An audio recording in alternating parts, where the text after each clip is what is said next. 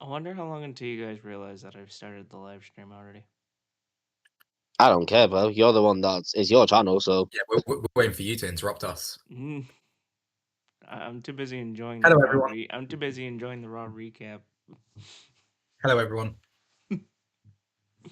Hi, everyone. Welcome to the RWL's War. Yes, I have no energy because I've been moving shit.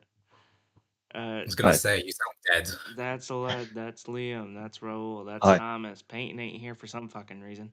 Because he's fat. He's got onboarding this morning, I guess. But he didn't tell anyone. He did mention it, so. So, week 6 of the RWL's War. We're on the road to the RWL's War presents the Royal Rumble. Yeah. Woo! Shows are taking shape. A lot of shit has happened this past week, including the first ever 4-way tie for first. Yeah. Yeah. Which I don't even know how the fuck this happened. Because the shows were good. Yeah, that's true. So Raw, TVW, NNW, and ECPW all tied for first. And second was MCW, and then third was CPW. Yeah. Oh, you sound so tired. No, I'm good. I'm good. Okay. Let's make them even more tired. Let's make this team go about 4 hours. No, the fuck. It will do because of how long mine and Liam show is. No, the fuck we're not. So, anyway. Let me wake up a little here. Alright, so, everybody's shows were insane this past week. Apart from Peyton's. CW's in the chat. Since Peyton ain't here, we're gonna pick that fucking thing apart. Get some player one coffee down you, Nick. CW's calling out Liam for having 9 matches. That's why I mentioned them, and no other coffee brands available. I'm not mentioning them. Anyway, so everyone's shows were insane. Apart from Peyton's. Yeah, except Peyton's. Everyone else did a fantastic job. I actually enjoyed Noble. I think this is Noble's best show he's done so far, to be fair. I agree. Indeed. So, a couple of announcements. Oh. I think we should start there, so that way I can get it done and out of the way. So, I mentioned if anyone tuned into the Wrestler podcast, which everyone should have. Yeah, if you're not doing that, what the fuck are you doing? If you didn't watch it, fuck you. Yeah. So, I mentioned that our WrestleMania, RWL's War presents WrestleMania, was going to be a 2-night stream. Mm-hmm. Which is pretty much a 2-day stream. Yes. Here's why. Each show is going to have 3 matches. Oh, Jesus. For a grand total of about, 18?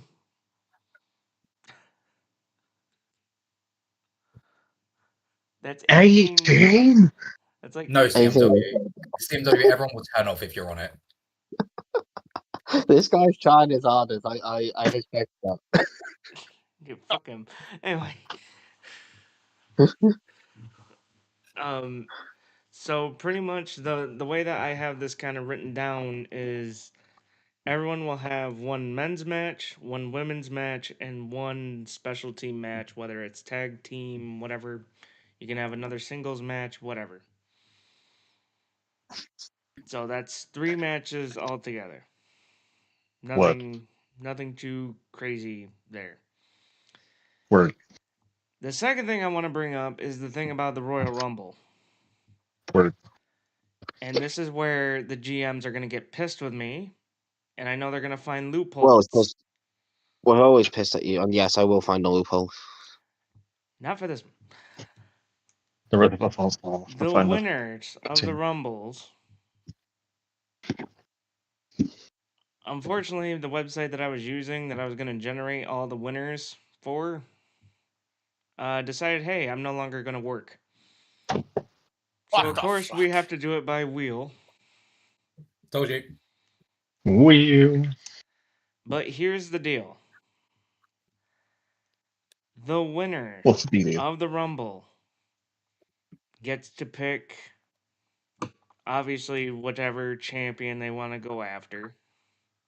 You know, kind of like traditional wrestling. Yes. But here's where I'm going to be a dick. Oh no. Here's where I'm going to be a dick.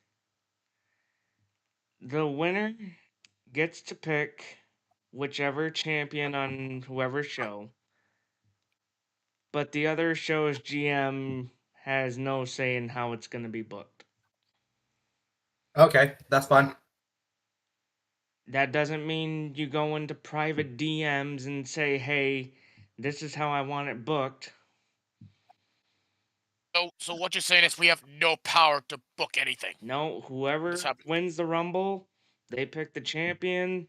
The GM books that Rumble, books that match at Mania. However, and by the way, the winners of the Rumbles will main event Mania. I think that's pretty obvious. Yeah. I don't know, man. The WWE don't do that anymore. Well, WWE is a bunch of fuckwits that don't know good talent. One of the main Technically, events. Roman Reigns and CM Punk are main eventing.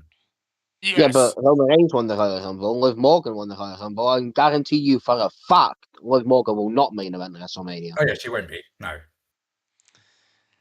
Last year, the women did a main event WrestleMania. So yeah, so that's pretty much the only announcements that I have at this point. Other than after the Rumble, we have 2 shows, then the Chamber, and then 2 shows, and then Mania. And it's still bi-weekly. Yeah. So who wants to go first out of the number ones? Because I'm kind of Either way, you have to go before before me because I can't do my main event without you doing your show. Do you just want me to read mine and get it out of the way? Go on. If you want to. CMW, this is why you'll never be on the Wrestling podcast. You just said Jey Uso's your main event at WrestleMania. Yeah, no, automatically disqualified. Don't ever suggest it again. Okay. So This guy, man. Pretty much. Well, there we are. Did like a anniversary show, like a 30 years of NNW show. 30 years. Wow. You've been alive for that long. No, but my grandfather actually founded the real one back in the day. No, Joe Henry, yes, you should. No, fuck him. Anyway, so pretty much start off with a video package showing the history of it, how it went from small high school gym to a huge staple in the RWL's war. The original Wolfpack came out, which I came out with it. I said that we were celebrating, the 30 years with the company as a staple in upstate New York. Tonight you will see NNW members and tributes and all this other good stuff. And then this fucking guy, the Big Show, comes out. Big Show! Yeah, making his NNW debut. He goes, "You're right, tonight's a huge night for NNW, which means you need to have the world's largest athlete on your brand for a much needed reboot." No, you don't. Yeah, unless you put him in the co-main event with the other guy. Yeah, he said, "Let's face it, pretty much calling out me and the Wolfpack." He said, "You 3 were big back in the day, but I could easily destroy you right now." So then I slapped the Big Show. Oh no! And then Show doesn't notice Big Jack pretty much lining him up to hit him with a broken arrow spear, which is pretty much where he launches himself right at fucking Show as fast as he can. And then pretty much him and Jack would hit him with the wolf attack, which then I would come out of nowhere and hit him with a V trigger knee. Yeah. And then Well, we'd stand tall again. Raider putting him and his boys over, yeah. Yeah, fuck it. That's how you start the show. Triple H style, bitch. Why do I rate this 5? Triple H style, bitch. You know I don't what? think Big Show will be happy, though. No. You know what? I think this is a new era, and I want to be the center of attention. So here For I am, God's sake. He's back. putting myself Yeah, over again. yeah, except I don't say it's a new era every fucking week. Anyway. Not yet. Shut up. Anyway. So, we have Hank and Tank taking on Eddie Kingston Honk, and honk. Hook. What? Wait, what did you say, Liam? Hank and Tank, honk honk. Shut up. Anyway, the winners face Kenny and Hangman No. for the NNW tag titles next week. I had Hank and Tank winning, Yep. Yes. which that's going to Triple H set will that say, all how up. did you manage this? We kidnapped him. Yep. That's all. Then I had a Royal Rumble qualifier between Eddie Guerrero and Trick Williams, in which I Who had won? Eddie Guerrero winning. Fair. You know, because Eddie, you know, likes to, you know, cheat to win, pretty much. Because Eddie, you know. Yeah, that proves the point. Oh my god, And, this next bit. I love this guy. Pretty much, ladies and gentlemen, for this next match, please welcome a former NNW star and a former Heart of New York champion, the fabulous Wesley Webb. Which, if you guys don't know who Wesley he Webb. is, if you guys don't know Wesley who Wesley Webb is, What a midget. if you guys ever watched the original NNW stuff that was pretty much on 2K, he was the craziest looking motherfucker. He has the funniest walk ever. I think I have clips somewhere in a hidden file, but I'll find it. But anyway, fans go wild because he's carrying the title. He comes out, he raises it. Pretty much, the next match is for the NNW Heart of New York Championship, which is Danhausen versus Pete Dunne, in which Pete makes pretty fucking quick work of, Fair, yeah. Danhausen. So then, Pete has the belt, but he throws the belt on the ground. And I'm like, what the Oh. fuck? Then this fucking Wesley Webb guy comes out of nowhere, and he's carrying a black bag. I'm like, what? Uh-oh. And what do you know? It has the old NNW Hardcore title in it, and he's bringing it back, and he puts it around Pete's waist and raises his hand, pretty much signaling that those two are going to be working together. Hell Wesley yeah. Webb is back. Yes. Hell yeah, Wesley Pete. Webb. Hell yeah, on Pete. I'm winning the belt. I wasn't worried about whether we're being with him, but okay. Push Wesley Webb. Next, we have a video package showing the history of the women in NNW.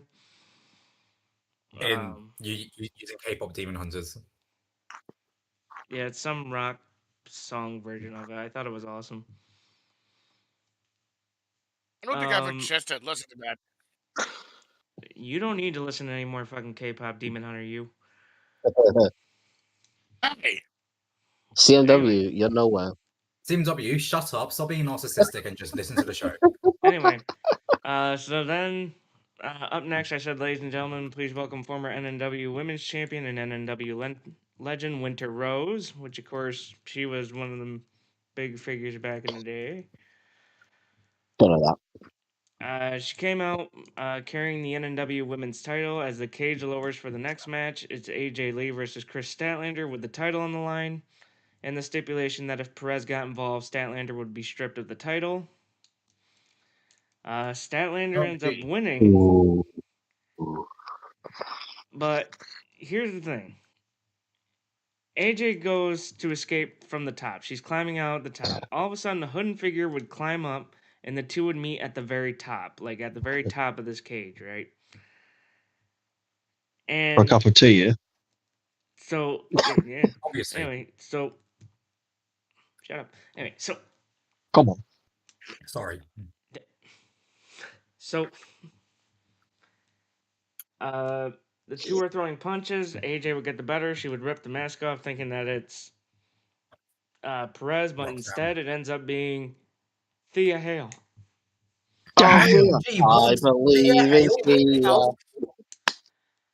Thea. Thea would then throw AJ from the top of the That's a cage bit mean. to the mat below, as Statlander would crawl out the cage door and end up winning to retain the title. Damn. Let's see. Then there That's a was bit mean. let's see. Then there was some video packages showing epic NNW title matches, including me versus Wesley Webb.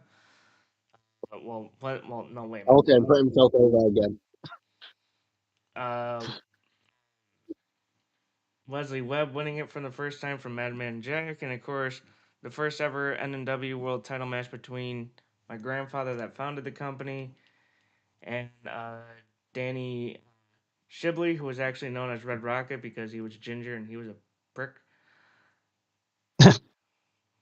He was a prick. I'm not kidding. That guy was a fucking asshole back in the day. Anyway, so then I come out carrying the NNW World Championship. And then the main event is between Swerve and Braun Breaker. Ugh. These two would put on one hell of a match. Multiple 2.8 kickouts, not 2.9. You can go fuck yourself with the 2.9s. 2.8's better. Pretty much the two are down. After Braun hits a big time spear, Swerve would jump from the top rope and Braun would just pop up out of nowhere and hit a big time spear. Both are down. Then Punk's music hits. Yeah, Oh, CM God. Punk. Why? Oh, God. He's got the money in the bank. He's looking to cash in, right? But then the lights go Yeah. out. Ah, You think you do me? He doesn't notice who's right behind him. It's Who's that? Edge. You think you know me? Ah. You think you know me? You think you know me? Edge Edge. pops up out of nowhere and he spears Punk. OMG. yeah. And then as Edge gets Why? out of the ring after spearing Punk, Swerve then gets up. He lines up Braun for the Swerve Stomp and hits it. He pins Braun to retain the NNW World Heavyweight title. Power goes off as I put the title on around Swerve's waist as the show comes to an end. No CMW, no way, Barrett. No, fuck him. Anyway, Edge. Why is Edge spearing CM Punk? No rivalry, isn't it? let's just say the next NNW will explain everything, You better. including the 'cause- match for the Rumble. Depending on the wheel. Depending We'll on the wheel. promote it. Yeah, We'll as long as the promote wheel it. doesn't fuck me over. Yeah, the wheel's like, no. Not But today. yeah, that's my show. The Will's been an asshole the last few streams, so this could go all tits up for all we know.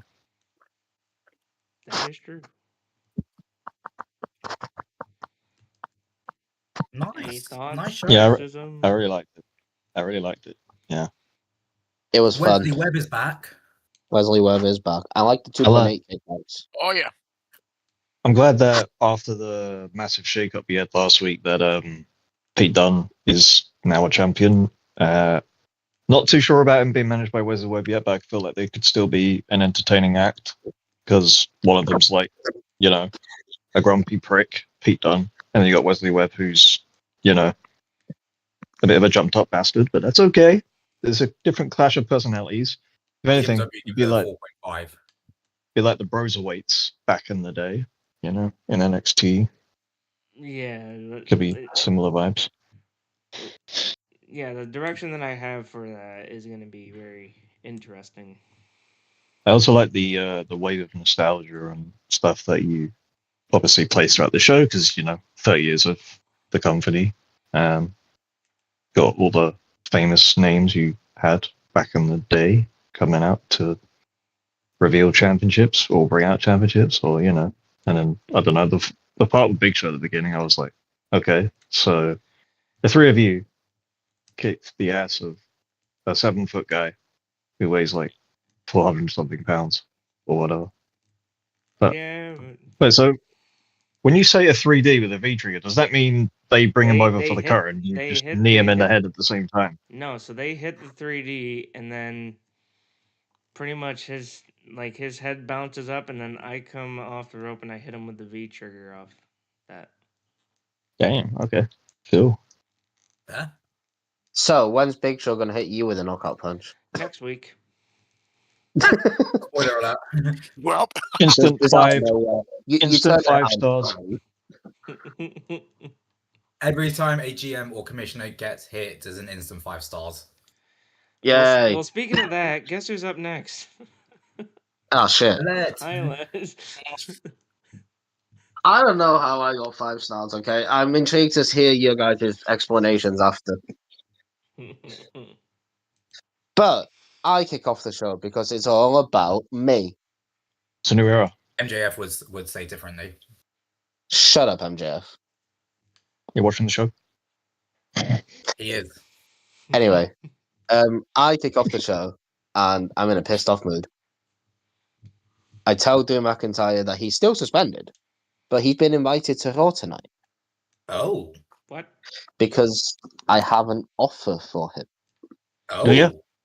I've had enough of his crap, and I tell him to get out here right now. Oh. So Drew makes his entrance, he laughs, and he asks, "Do you want another Claymore?" Yes. No, I don't. Yes. Drew, listen, what you did last week was unacceptable, and you're lucky I've allowed you in here tonight, but I think I know what you want. And then Drew shouts, "I want the title, and I won't stop until I get it." So he wants the title, guys. But That then is right. Cody Rhodes makes his entrance. This guy. Something, He's held back by something, security. Cody Rhodes. Sorry. He's held back by security, and I tell Cody, not now, but I'm glad you're out here, because tonight, Drew McIntyre, you will face Cody Rhodes in a 1-on-1 match. But here's the thing. If Drew McIntyre wins this match against Cody Rhodes tonight, you will be added into the world title match between Cody Rhodes and John Cena at the Royal Rumble. Ah. God damn. Oh, let's go. What if he loses? But if you lose, you will never fight for that title as long as Cody or Cena are champion. Oh my god, AEW, take notes on how to actually say that. Yeah. Wait, what? So Drew is mad and complains, and before Alan leaves, he tells Drew, "Oh, by the way, it's a special guest referee match, and you'll find out who it is later tonight." oh god. Oh god. Special guest ref match. Oh my god. And yes, it's not CMW. I know he's going to say something in the chat. Good. But then Drew starts attacking me. But Cody gets free from security, and Cody and Drew fight. Cody goes for a crossroads, Drew counters into a future shock DDT, sets up a Claymore. Cody moves out of the way, and shock horror, I get hit by another Claymore. Oh my god, instant 5 stars. That's why you got 5 stars from me. Fuck's sake. Thanks. What is it with That's you 2 wanting Claymores to in a take the row now. Claymore? I don't want to. Cody moved. So blame Cody. What the fuck? And then security breaks them up, and they help me. Yay. Cody's a Thanks. That's funny. Cody, But Cody's a actually, fucking mental. dick. This. Now, the wheel last time, we had to change rosters, right? So I now officially have DIY. Yeah, sports breaking news. I did lose Johnny Gargano, but then I had to release Wait, should I Tommaso Ciampa have because done didn't that? have anything I for probably it. should have said what the shakeup was, shouldn't I? Yeah, well, guess what? You didn't. Yeah, well, guess what? It's called if you put your show on pause for 2 seconds, I can pull it up. My show's on pause. Exactly. So, Talk. shut up. Yeah. So pretty much we had to shake things up. Which, by the way, don't worry, I changed that up now, so that way the fucking loophole can fuck off. Damn it. So pretty much here's some stars found some new homes. Roderick Strong, Solo Sikoa, Buddy Matthews, Brody King, and Tyler Bate are on NNW. On TVW, Well, they were. Nigel McGinn. About that. Let's just say there were some trades and cuts after all these, but pretty much Nigel McGuinness, Jungle Boy, Penta, Matt Jackson, and Pac were sent to TVW. Raw got Alex Shelley, Grado, Johnny Gargano, Matt Hardy, and Randy Orton. I didn't get EC Grado. I did like Grado. ECPW traded got him. Chris I don't know what Sabin, he Nick Jackson, RVD, Chris Jericho, and LA Knight. MCW got Mike Santana, Kofi Kingston, El Grande, Rusev, and Claudio. I'm And fuming with Peyton, by the way. and CPW got Pete. Oh wait, yeah, I got him in the trade. Yeah, I was like, wait, what? Pretty much he got Pete Dunne, Ali, Jeff Hardy, Kurt Angle, and Sting, and pretty much a whole bunch of You got Jeff trades Hardy. happen and cuts and stuff like that. So if you guys hear names on different places, don't fucking yell at me. That's just how it was. Yell at me for finding a loophole. Yeah, don't worry, I fixed that loophole now. I'll find another one, don't you worry. Oh yeah. With one of the question marks. Anyway, I I got mean- DIY now. Anyway, back to your show. And DIY make their entrance as a new tag team here on Raw. And they will be facing Beer Money. Yeah. That should be 5 stars from the start. I actually would kind of like to have seen that in real life, not gonna lie. Anyway, Beer Money take control of the match. They get a lot of near falls, but the high flying Johnny Gargano takes out Storm with a double axe handle off the top rope. Oh, And yeah. Ciampa's body with the rough knee to the face because Ciampa loves kneeing people in the face. He does. He does. They go back This and is forth until default James Storm hits the Lasco super kick onto Ciampa, who isn't the legal man. And Johnny gets rid of Storm, then locks in the Gargano escape on Bobby Roode, which ends with Bobby Roode tapping out. And DIY beats Beer Money. Alez is burying Beer Money. Or is he? So, after the match, there's some conflict between Storm and Roode. They are arguing and pushing each other as James Storm walks away. Oh, this could be the end of Beer Money. No. Oh, no. No. Tension. Tension. Better not be the end Now- of Bear Money. I'm just gonna explain this. I'm doing a tag tournament because obviously my tag titles are still on Liam's show. But when I get them back, the winner of this tag tournament will face my champions when they get them back. If they get More on them that. back. More on that later. Yeah. He's just keeping them hostage right now. Liam just Anyway. destroys the tag titles. Yeah, just burns them. Yep. You know. Anyway, Mhm. so yeah, Storm and Roode may not be on the best of terms right now. Match number 2.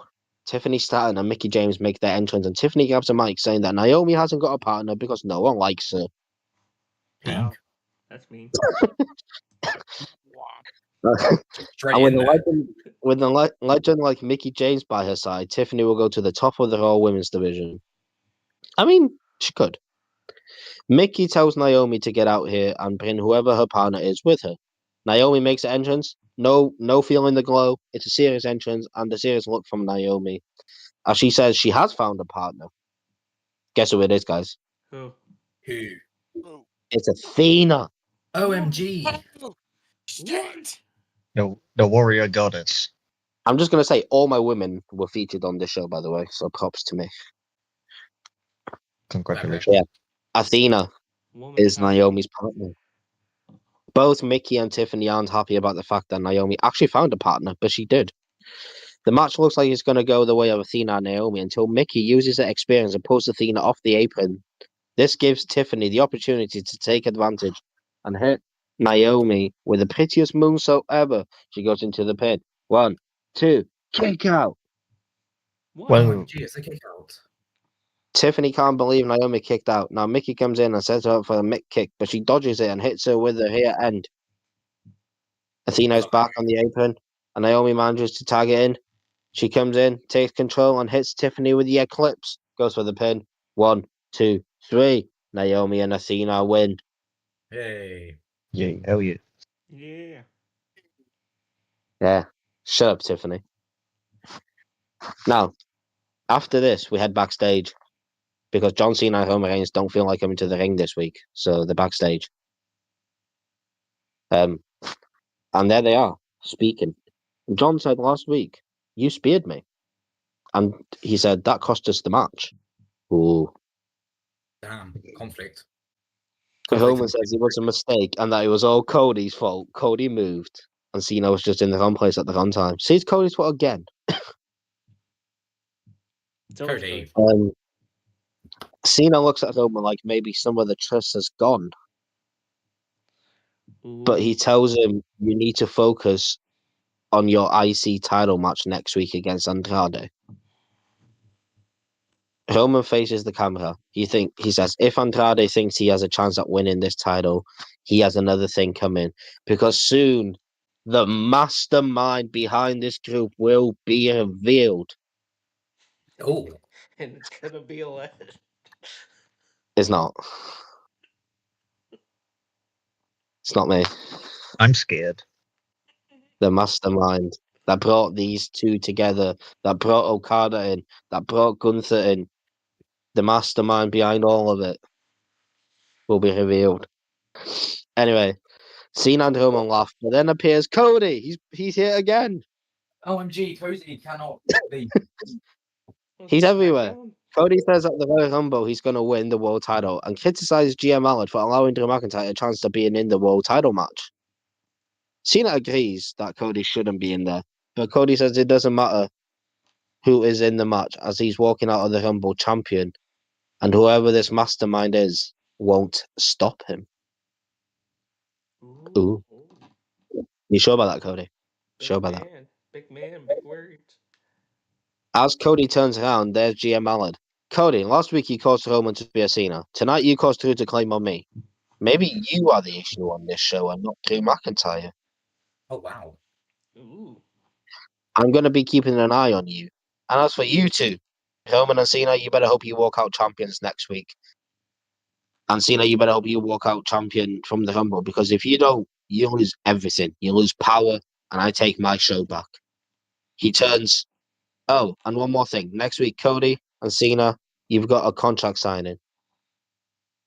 I'll see both of you only. So, don't think about showing up next week. But obviously, if he wins the main event tonight, he has to show up next Yeah, I week. was gonna say, I was what gonna say, what if if Drew he wins? Yeah. Anyway, Ooh. next match, tag team. Alad, I know it's you as the mastermind. Well, you don't know that because you are actually wrong. It's not me. So, ha.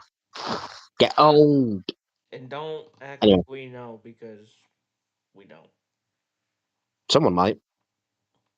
We don't know shit. Someone might. Motor City Machine Guns are here. By CMW won't be missed. Wow. Anyway, Motor City Machine Guns are here. Yeah. And they take on Team 3D. And guess what? What? Motor City Machine Guns win. Wow. They fucking better. So, yeah. It's so weird that these were three of those people were from TBW. Yeah, they were not with me last week. Anyway, Team 3D hit their after the match gets started and blah blah blah. Team 3D hit their finisher, which is obviously the 3D, and then goes into the pin. 1, 2, but Alex Shelley kicked out. Yeah. The 3D. He kicked To be Yeah. fair, Chris Sabin was the first person to kick out of their finisher in real life. Yeah. As they are Okay. shot, Shelley tags in Sabin. They throw D1 out and they hit Skull and Bones for a 3 count. So next week, DIY will face Motor City Machine Guns. Wow. How Oh, exciting. Here she comes. Mercedes Money makes her way to the ring. And she's in a pissed off mood. She says she's got cheated out of a win last week, and Izzy and Io have been disrespecting her ever since they all appeared on the show. She says she's the best female wrestler in the world, and she demands respect. Izzy comes out and reminds Mercedes, yes, Io came out last week, but Mercedes, you still tapped out to your own move. Ooh. She did. And Mercedes was the one that brought the chair in to try and use it. Indeed. Mercedes shouts and says, if it wasn't for Io, I would have beaten you, and you know it. I don't think so. Anyway, they both start a brawl, and then Io comes out. and gets involved. All three are fighting when security comes out. And GM Allard, who says, I've had enough of you, say, Izzy, you beat Mercedes last week, but with help from EO. And Mercedes, you believe you are the best. Well, that's supposed to say the best. Fine, prove it next week. Io Sky will defend her WWE Women's World Championship against both of you in a triple threat match. Oh, God damn. Shit. Yeah. Now, talking about women, talking about champions, it's time to crown a women's Intercontinental Champion. Let's go. So this match consists of Liv Morgan, Stephanie Raquel, and Julia. Hooray. Liv Morgan makes her entrance, followed by Julia, then followed by Stephanie Raquel. All three ladies go hard in this match because all three wants to be the first one to hold this title. Liv Morgan has control of Julia in the ring as she hits a few clotheslines and then sets up for Oblivion. But what she doesn't know is Stephanie Raquel has set up a table behind her. And Liv goes for Oblivion. Raquel catches her, puts her through the table. She goes for the pin, but Julia breaks it up. Yeah. Then Stephanie Raquel locks in the Devil's Kiss on Julia and Ah, delivers it to the fans' delight. After that, she gets a 2 count. Stephanie goes for the SVB, but it's countered into a heel up by Julia, who gets a 2 count. Liv Morgan comes back in with a chair and hits both women as she is getting desperate. She tosses Stephanie outside and hits an Oblivion on Julia for a 2 count. A lot of 2 counts. Liv can't believe it, and she goes to the outside and starts taking the announce table apart. But this gives Stephanie time to recover and dodges the punch from Liv, and ends up putting Liv through the announce table. That's 2 tables Liv has been through now. Putting live through? Jesus. It's supposed to be Liv. You can't talk about misspellings, okay? You have more misspellings in one paragraph than I have in my whole show. Listen, you call me out all the time for mistakes. I'm calling you out now. Yeah, well, you have more than me, so ha. I don't care. Anyway, Liv has gone through 2 tables. Then Stephanie goes back into the ring, gets met straight with a Northern Lights bomb. 1, 2, 3. Julia pins Stephanie and is the first women's Intercontinental Champion. Wow. Shit. Exciting. Hooray. And Liv went through 2 tables. What the fuck? Yes. Amazing. Next, we go backstage again, where we have Randy Orton. Randy. Randy yeah. gets asked about the whole world title situation on Raw and if he's bothered who's champion if he wins the Rumble. Randy says it doesn't matter who the world champion is when he wins the Rumble, whether it's that coward John Cena or that psycho Drew McIntyre. And then he hesitates before saying his friend Cody Rhodes. Oh, are they friends? I mean, it's Randy. Do you trust that guy? No. No. Never. Whichever one of you is champion, remember, I'm the most dangerous man in this company. And John Cena, Roman Reigns, whoever their stupid mastermind is, will never forget that I am the Viper, I am the Legend Killer, and that I will be the one to save this company. This mastermind is going to be fuming. Yeah, this mastermind's got everyone after him, bro. Jesus. I don't think he cares, though, to be honest. He's the kind of guy that's like, you know what? I don't give a shit. And then just before the main event happens, GM Allard is talking to the special guest referee, who the cameras can't see who it is, but they catch Allard saying, make sure he doesn't win, and the referee shakes his hand. Yeah. Now, main event, Drew McIntyre makes his entrance, followed by Cody Rhodes, and then we're waiting for the music, Then the music hits. The special guest referee, who was just on NNW, is Braun Breaker. Wait, what? Whoa. Yeah, he's here. So you just hear the siren first. Yeah. The air raid siren. Yeah. The crowd are shocked as he was just on NNW and now he's on Raw. Cody smirks and Drew's fuming. The match starts. Drew is in control of Cody, and every time he pins Cody, he says Braun is counting slow. He keeps getting into his face, and he may have done that one too many times because Cody can take control now, and control is what he takes. He hits a disaster kick, then a Cody cutter, and gets a 2 count. Cody's starting to feel it now. Ready for the crossroads. And as he is about to hit it, Drew pushes him into Braun Breaker. Oh dear. That makes Braun go down, and Drew hits Cody with a Future Shock DDT, but there's no referee. Drew calls a new one. He gets one, and he still gets a 2 count. Drew is now laughing because he's mad. He's turned his back to Glow. He sets up a Claymore, but when he turns around, he gets speared by Braun Breaker. God Cody damn. is shocked. Cody is shocked. Drew is out, and Cody picks up Drew, hits him with a crossroads, and he beats Drew McIntyre. And this means Drew will not be in the World Championship match at the Royal Rumble. Also means he will not fight for that title as long as Cody or Cena has the title. And then after this, backstage, we see Cena and Roman watching. And Roman is getting off the phone and tells Cena everything is ready. Cody has no idea what's coming his way at the Royal Rumble. The show ends with Cody standing tall above Drew McIntyre and Alan and Braun Breaker shaking hands on the stage, with Drew McIntyre staring a hole through them as he is fuming. He'll get over it. God damn. Ella Thomas has an attack dog. Yes. The mastermind has been called out.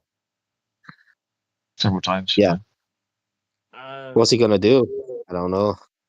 I gave you 5 stars because of that table spot with Liv. She went through 2 tables. Which one? 2? She went through 2 tables. Yeah. That's a bit mean, isn't it? It fucking destroyed her. What the fuck? I gave you 5 stars because the storytelling from top to bottom was consistent, well laid out, well thought out, That too. all interesting, you know? So, Okay. Thanks. I know Rahul gave me 5 stars for the Claymore. Yeah. Yeah, you keep that fucking Claymore. No, this is the last one I told you. It's the last. I don't need to be Claymore now. I got Braun Breaker. Watch, next thing you know, it's the next show he writes. Starts off with a Claymore. Maybe. But no, yeah, I got Braun Breaker. So Drew McIntyre is it's not gonna be happy. No. But you know, we'll see who this mastermind is, eh? Yeah. Yep. I'm taking guesses now. Liam's been taking guesses and he still hasn't got it. So, well, speaking of Liam, he's up next. hi. Wait, you're Be Liam? prepared. Oh my god. Get comfortable, by the way. Yeah, if you haven't got any snacks or a cup of tea, a coffee, whatever, you go get them. Because, Where's your shot? yeah. There we are. Radio, you might need to give a limit. Oh, by the way, Rahul, I'm just telling you, someone's like causing trouble in the comment on Discord. You might need to go and check and look. I know, Take a look. I've been monitoring it. Anyway, we have ECPW episode 5, and it's called Take That to the Fucking Bank. Yeah. Why the swear? Anyway, yeah, okay, sorry. Realize we're a PG product over here, even though people have sworn several times this stream, oh, we're fucking ready. It's a joke. Just keep going. Anyway, so this match, the first one, is Kyle Fletcher versus Callum Newman in the Money in the Bank ladder match qualifier. And the winner, Kyle Fletcher, defeats Callum Newman via pinfall, qualifying for the Money in the Bank ladder match in 2 weeks' time. The match is high octane from the outset and throughout. Both young men exhibited great athleticism and technical ability, while also hitting each other very fire. A hockey fight breaks out immediately after the opening bell, both Fletcher and Newman going blow for blow and spilling to the outside. Newman seizes control ringside, big booting the Australian over the guardrail before giving himself a large run up on the opposite side. He charges in, diving over the guardrail with precision and landing a full crossbody. Mid appearances two going at a fast pace, going for a fast sequence. Newman blasting Fletcher with a big boot, who rebounds off of the ropes with a super kick. Newman rebounds back with a forearm, while Fletcher bounces back with a rolling elbow, and both men collapse. Fletcher calls over against the 5-2 count. Yeah, it's bouncy indeed. Yes. The finish sees Newman back in control, having down Fletcher off a forearm flurry, a big boot, and a twisting vertical suplex neckbreaker. He signals for the Oscutter, springboarding off the top rope, but he's caught by the Protostar and dropped on his head with a Grimstone. Fletcher rolls him out into the corner, blasting him with a single leg running corner kick, and then dropping him again with a brainbuster for the 3 count win. But this is where shit gets serious, because after the bell, Fletcher attacks Newman, and he sets up a ladder in the middle of the ring. What? He places Newman on the 4th rung, bringing him up with him as he climbs to the other side. As he climbs up the other side, Fletcher then delivers a massive brainbuster off the top of the ladder. Fletcher recovers just fine, but Newman clutches at his neck, his right and left arm convulsing. The production staff cut to backstage where Welt Ospreay, can be seen being held back by security, furious having witnessed it on the monitors backstage. Fletcher stands over Ospreay's fallen protege to a chorus of boos. Is he okay? No, he did. No. As per my breaking news, we have an injury update regarding the Prince of Pace, Callum Newman, and that following the heinous attack by Carl Fletcher, by the thing I read just now, the 23-year-old will be out of action for an indefinite period of time with a neck injury, and he has also entered concussion protocol as a precaution. Concussion protocol? Concussion? He fucking did. Concussion He did. protocol. Then Yeah, again, to be fair, I had Cody get hit by a car return next week, so Well, Yeah, I don't think I'll have Callum return after a week, but you know. Okay then. bloody brainbuster off the ladder. That's crazy, though. And then next up, we have a promo between Lyra and Valkyria, who go face to face before their match for the ECPW Women's Championship next week. I come out first. I introduce Rhea Ripley, and then I introduce Lyra Valkyria. So, you know, they each make their entrances one by one after I make my introductions. Ripley speaks first, outlining the route through the ECPW Women's Championship tournament that got her to this point, and stating she proved dominant as she always has done. Declaring herself the most dominant woman at ECPW, Ripley then praises Valkyria, saying that the Irish woman is one of the most talented in-ring workers in any women's locker room across the RWL. She pauses for a moment before saying that the Lady of the Opera is an underdog, that she has overcome many who have gone against her in the past, and that the outcome will most likely be the same, declaring that's why she'll be the first ever ECPW Women's Champion. Valkyria speaks next, returning praise towards Ripley and calling her one of the greatest all-rounders in the history of women's professional wrestling. She then states that she recognizes her underdog status in this forthcoming title match next week, but believes her route through the tournament proves she's more than capable of beating the best, past, present, or future that ECPW has to offer. She then states that the belief in herself, her talent, and from the fans will carry her towards victory, and with fire in her voice, she declares that underdogs eventually always overcome the odds, and that will ensure she has her arm raised as she is crowned ECPW Women's Championship next week. I then remove the cloth from over the item, because in the build-up I state there's an item covered by a piece of black cloth. That's besides the point. Revealing a white strap title belt with gold plate in the middle with the company's logo emblazoned across it. The two women come together as Mr. Warren holds the belt towards both women and raises it high for the audience to see, as the two women shake hands and look into each other's eyes with intent before looking towards the championship simultaneously. He declares, "May the best woman win," and wishes them both luck for the contest next week. Ooh, that's gonna be a banger, you know. Yeah, if it happens. Honestly, right, I think though, Lyra Valkyria in real life doesn't get enough credit, honestly. She's a bird. Well, do you think I've been pushing her quite heavily already? Can she beat Rhea Ripley though? It's gonna be tough. Well, we'll spin permitting. We'll see. See. Anyway, the second match. What's the wheel? Fuck that whole. Next match is we have Timeless Tony Storm facing Bozilla in her ECPW in-ring debut. Bozilla makes her entrance first. She stands in the corner, and then obviously the famous operatic type theme kicks in for Timeless Tony Storm. You know, bursting through the curtain theatrically, taking in the adulation of the crowd. And then she enters the ring. Storm and Bozilla go face to face with Fort. Go face to face, and Storm suggestively looks her opposite number up and down, while her German counterpart towering over before raising her arms aloft in typical fashion, retreating to the opposite corner. And Bozilla continues not to take her eye off the ball. And Bozilla defeats Timeless Tony Storm by a pinfall. What the fuck? Oh. The big European powerhouse announces herself on the brand with the biggest win of her career, defeating a former multi-time women's world champion in convincing fashion. The early going sees Brazil taking control from the word go, smashing Storm into all four corners and delivering shoulder thrusts and chops until the referee's count gets to 4 each time. On the final corner, Brazil exploded suplexes her across the ring, and the camera focuses on Storm's face, writhing in pain.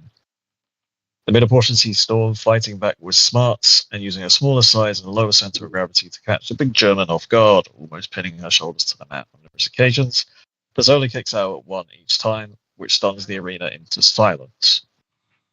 The finish sees Bozilla smashing Storm around the ringside area before rolling her back into the ring, delivering a running body splash in the corner, a release German suplex for a tight near fall. Storm manages to find her way back in with a drop toe hold into the bottom turnbuckle and a hip attack for the near fall, and she tries to hoist her up for the Storm Zero. But the timeless one's back, which has taken a lot of damage throughout, gives way, and Bozilla flattens her with a lariat after escaping the leg rip. She then propels herself off the second rope towards the crowd and nails a Vader bomb splash for the 3 count win. After the bell, as Bozilla makes her way up the ramp, Storm theatrically rolls around and writhes around the mat before grabbing a microphone and yelling, "You may have beaten me just then, but this sexy game of buck off and die isn't over until I rip your bloody tits off. The performance of this lifetime has only just begun."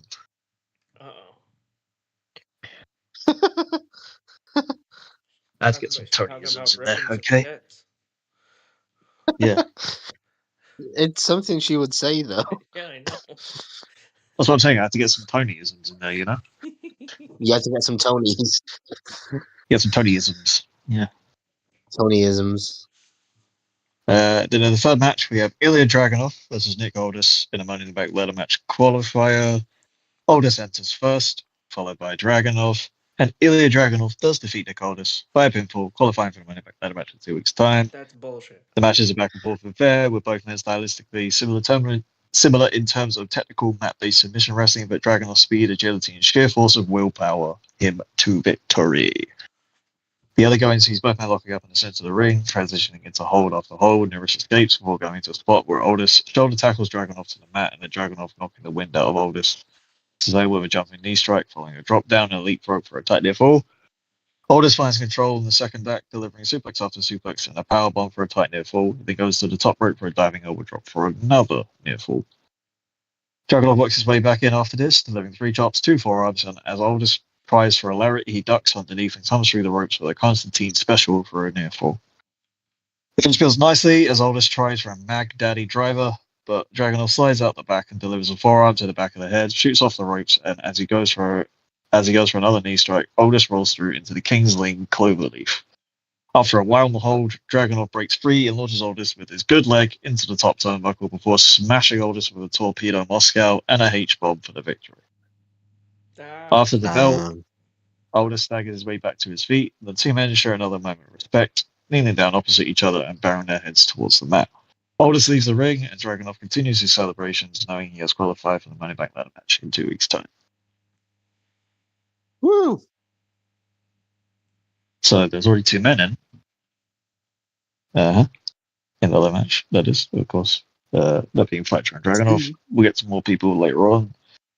There we go to the first episode of Grado's Party Parlor. Yeah, Grado. The special guest is to be revealed in this segment. So, of course, this is where Grado has ended up after all the shenanigans of the roster shake-up. Yeah, he got Grado from me. Technically, Grado got taken from TBW. Yeah, to me, and then to him. Yeah. We transition backstage immediately following Aldis versus Dragunov, where a bar area resembling a Scottish public house, aka a pub, appropriately decked out with a Scottish flag and traditional Scottish wrestling and sports memorabilia. The camera slowly zooms into the bar, where ECPW's latest signee can be seen jumping out from beneath the bar, albeit he does it through grimaced teeth, as his shoulder, still in a sling, remains in pain, alluding back to his shoulder injury on TVW. Nevertheless, he recomposes himself and puts a big smile on his face. Grado welcomes everyone to the first episode of Grado's Party Parlor that is excited to get down to the nitty-gritty of the goings-on in ECPW. He prizes the night of action so far, as well as talking up the following matches to come. But for now, he wants to have some fun. You guys ready for some fun? Yeah. Fun. I like fun. After joking around a bit more about his current predicament, Jay White walks into shot. Oh. It perplexes Grado, who says he was supposed to wait until he was introduced properly. White responds by stating he doesn't give a shit what Grado wants, and that, much like the show, the Switchblade is going to take over ECPW. The New Zealander says he has eyes firmly set on gold and becoming a champion, alluding to defending a title worthy of its name all across the globe, but that first hit requires him to win it first. He calls on Katsuyori Shibata for the number one contenders match tonight, for the ECPW Transatlantic Championship, that is, explaining that he'll be out there first to wait for him, and it's not like Shibata to back down from a fight. So he says, be there, or the Switchblade will make sure that you breathe with him. Grado gets excited, saying that he and White have just made history by making that huge announcement. White then slams Grado's head off the top of the bar, and he walks out of shot. Grado slowly makes his way back to his feet, holding his head, and says that concludes the first episode of Grado's Party Parlor, and that he needs a doctor. Yeah, that sounds about right. The fuck? Also, he got the right food. Yeah. But Grado, man, he does need a doctor, to be fair. Well, yeah. He's an entertaining guy. He needs a new shoulder. He needs a doctor. His head hurts. His head Might be in a hurts. full body cast. Probably not going to invite a Jay few White on episodes again. past. Maybe. Also. Probably not going to invite Jay White on. Like, get out.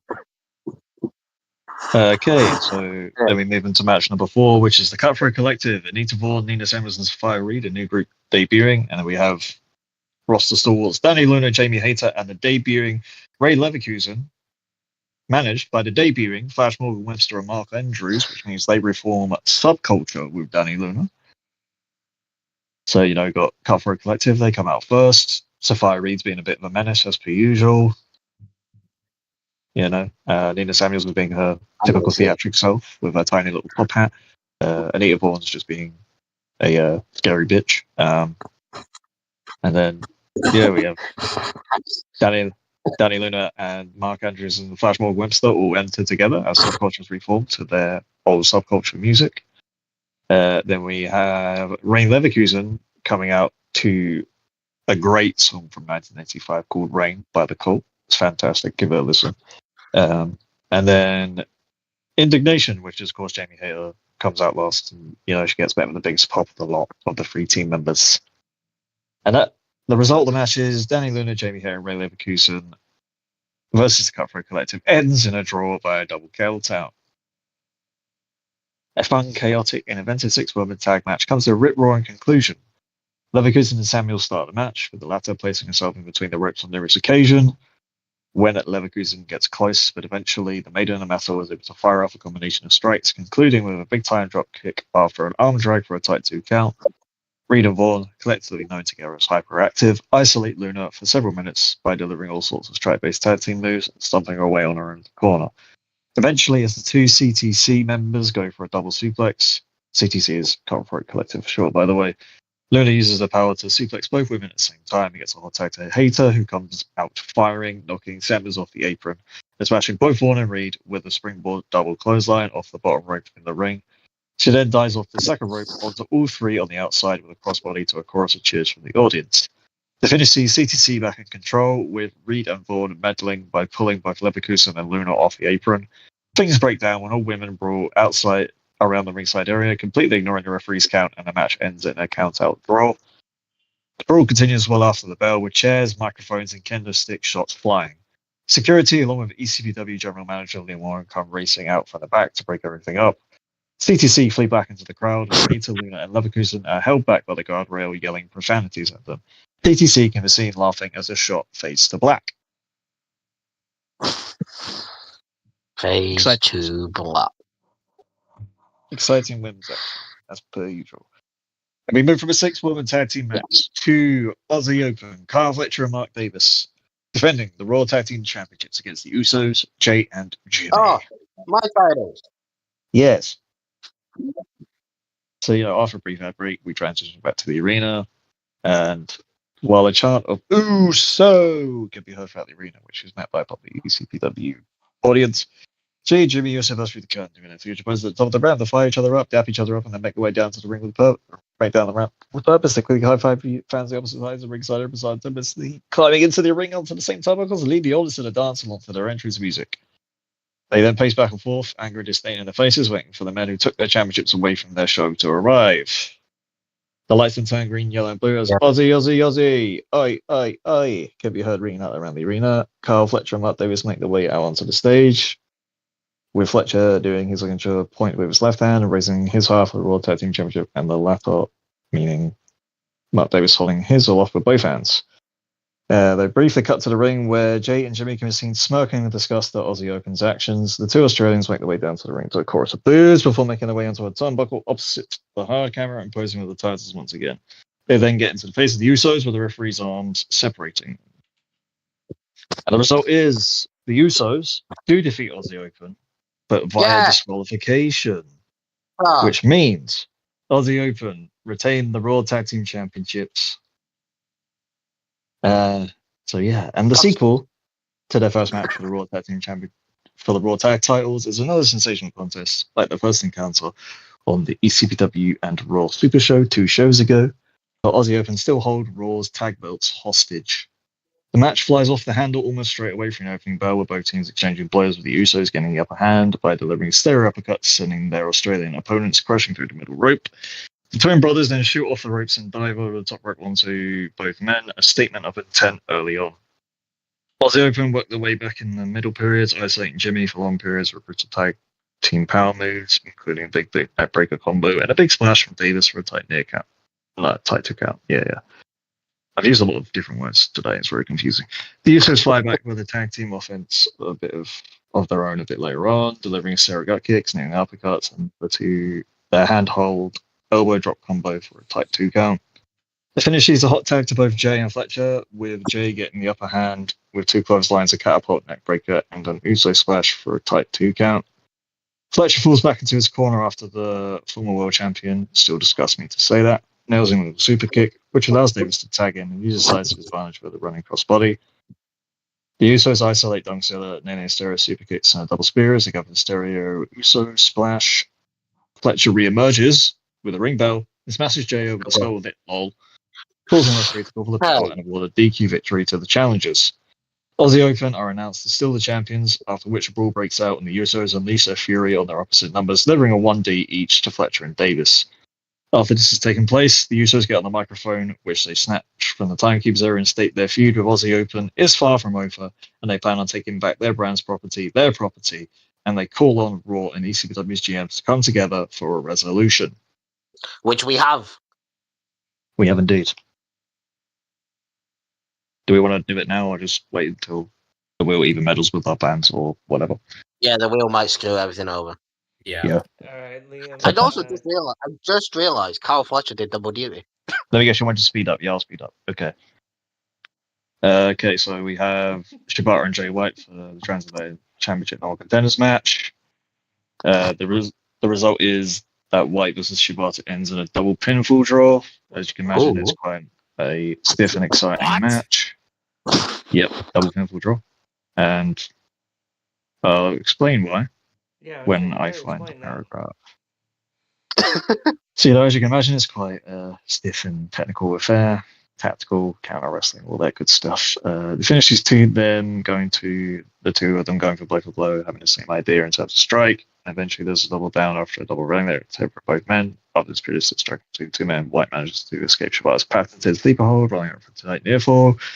White eventually counts a big timing from Shibata with inverted Uranagi, and he calls Shibata to his feet, naming the Blade Runner, but Shibata pops back up as White turns around on his knees, smashing him with a penalty kick, and both men fall at the same time, draping their arms across each other, and the referee rather reluctantly counts with 2 hands, 3.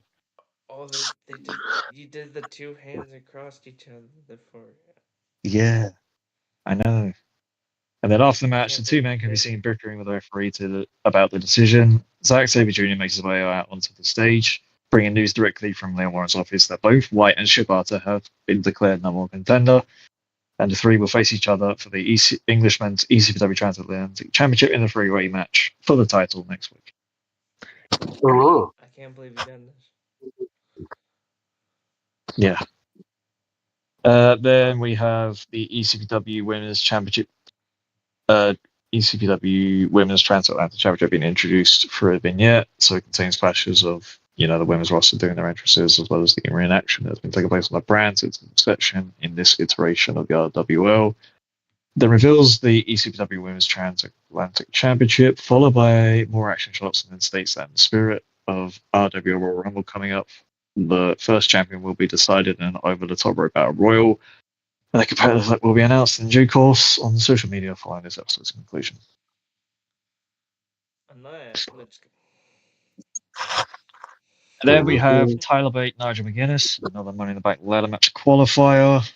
Tyler Bate wins this Nigel, one. you mother. Yeah. And then we'll get to that later on. It's a great match, as you can expect. Very technical, very slick, and all that stuff. But there is a shocking conclusion. Bate does maintain, after a whole bunch of offense, as you can imagine, as I like to do.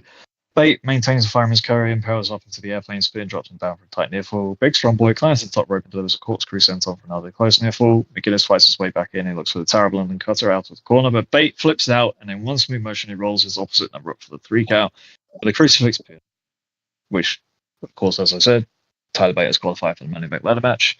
After the match, the two share a look. Bate offers a handshake. McGuinness accepts. I don't know why it accepts like that. It should be ACCEPTS, whatever. And they hug in the center of the ring. As they come out from the hug, hands still clasped together, McGuinness kicks Bate below the belt, beating him down swiftly to a chorus of boos. He continues Dana's attack, but got kicked in the balls. No. That's funny. In the balls. McGuinness continues Dana's attack, locks in the Thames barrier, met with more hostility. Bate does visually tap out, but McGuinness maintains control the wrist and elbow.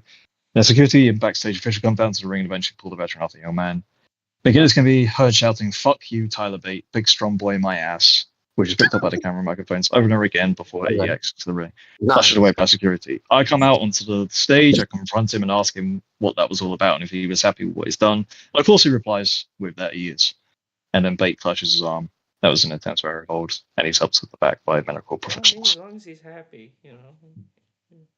Hey, if he's happy that he kicked him in the balls, that's the main thing. He did more than that. Fucking That's the main thing, though. Kicking him in the balls is the main thing. Yep. And then we have the CPW versus Imperium tag team promotional video package. CPS Speak First said the recent run, gets covered all that stuff. That they've been gathering momentum week by week. They include notable wins over Beer Money on the ECPW and Raw Super Show 2 weeks ago, as well as Ring and Claudio, Gastignelli and Pac, in what turned out to be the final action on my brand in number 1 contenders match last week.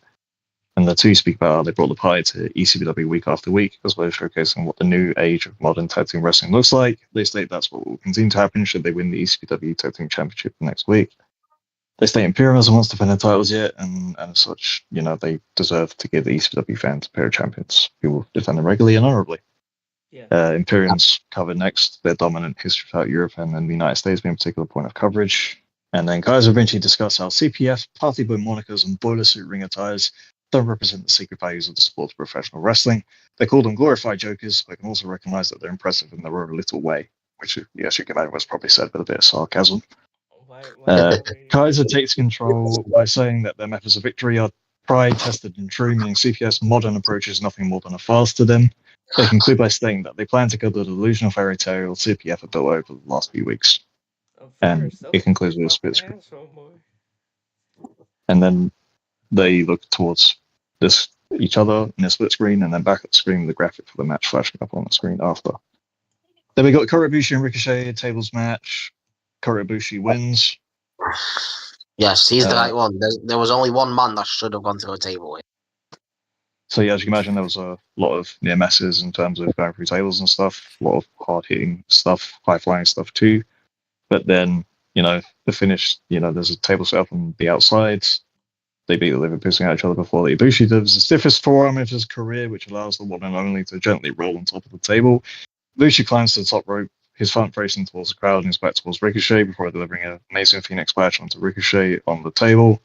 And a bell rings, which means Ibushi has won the match. Ding ding. After the bell, Ibushi is holding his midsection, but he has finally put an end to his rivalry with the one and only, and his arm is raised in victory by the referee. Yeah, leave him alone now, Ricochet.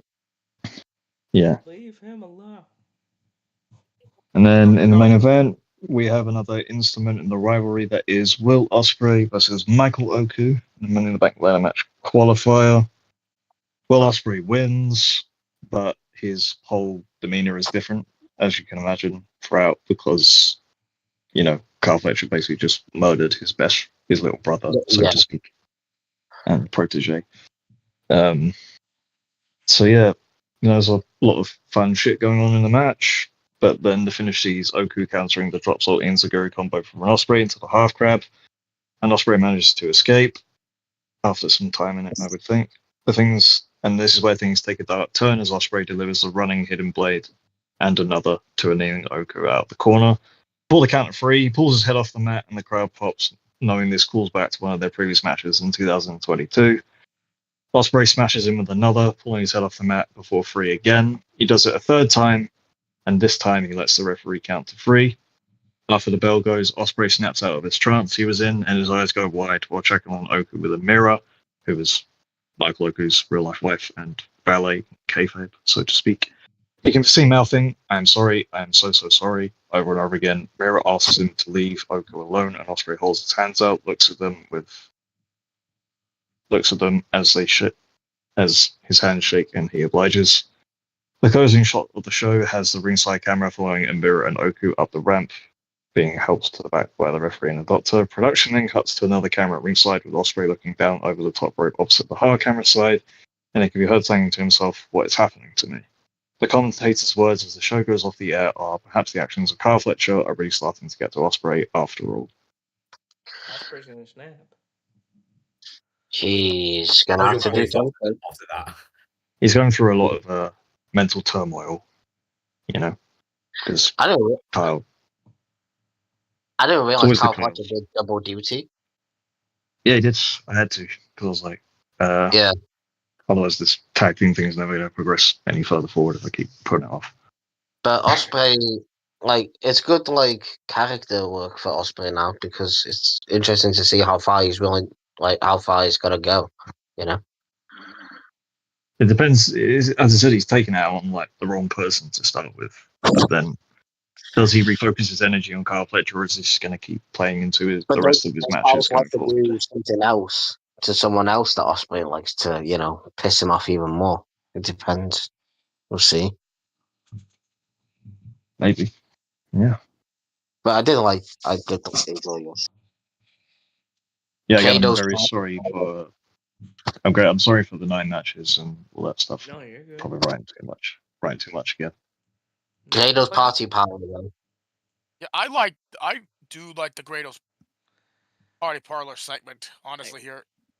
I need to figure out what the fuck you two are doing with the fucking Raw tag titles, because this is pissing me off. We'll wait for the wheel spin. If it doesn't come up with anything that meddles with our If he plans, doesn't do we it, will yet, tell he'll you. tell you. Yeah, the wheel doesn't screw us. We'll tell you what the plan is. I'm gonna say I really want to know now. I might never get them back. Probably not. Just imagine. That'll be hilarious. Not with a psycho. Not with a psycho like Kyle Fletcher holding them. Yeah, he has got a bit psycho recently, but he's doing it because he's manipulating or toying with Ospreay's emotions every chance he gets. Man would steal the titles. Okay, so up next is Raul, the last number 1. TV dub. Yeah. TBW is emanating from Adams Park in High Wycombe, continuing their residency at the Wycombe Wanderers football ground. We start off with the GM addressing Fatal Influence, revealing the Royal Rumble participants, who will be claiming the Money in the Bank briefcase and the new additions to the roster. Both the GM and Wade Barrett walk to the ring. Wade Barrett is here. Yeah. Yeah. Oh, Everyone's left the chat now too. For God's sake. It's because I blame Liam for taking too long. You could have just Sorry. gone first. Yeah, I was That's saying, fine. why didn't you say you want to go first, you prick? Because Wade Barrett deserves the wait because he is Oh, amazing. Fuck off right now. Anyways, I start off by saying that TVW has reached a point where excuses are. Hang on a minute. Anyway, Excuses are. TVW has reached a point where excuses are over. For weeks now, we've had interferences, distractions, and people trying to bend this company to their own agenda. And that will start tonight, and I address fatal influence. Wade Barrett then says, JC Jane and Fallon Henley, you made it clear you don't respect competition, only control. So tonight you will both be in action. Fallon Henley, you'll be facing a lady who made a debut episode, who made her debut last episode, Blake Monroe. Ooh. And JC Jane, you've made it very clear you have a problem with Becky and Charlotte. So why don't you take them both on tonight, 2-on-1? Let's see if you will have control by the end of tonight. Oh. What? Oh no. Now, Wade Barrett says, now moving on to pressing matters at hand, we have some new additions to the roster. Yeah.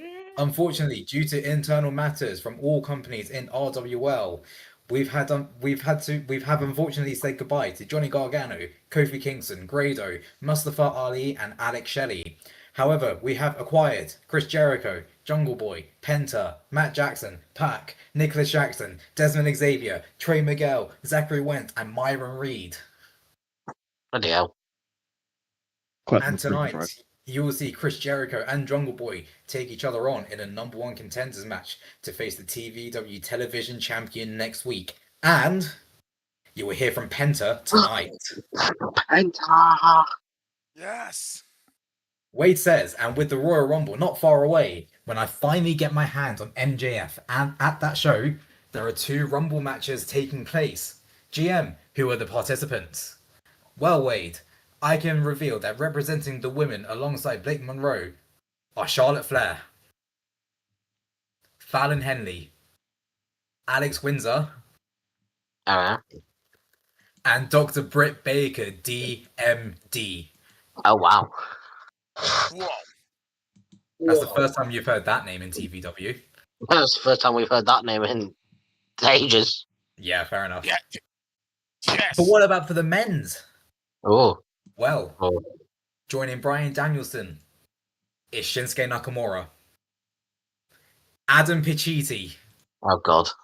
Christ. Kit Wilson, Oh fuck. and Penta.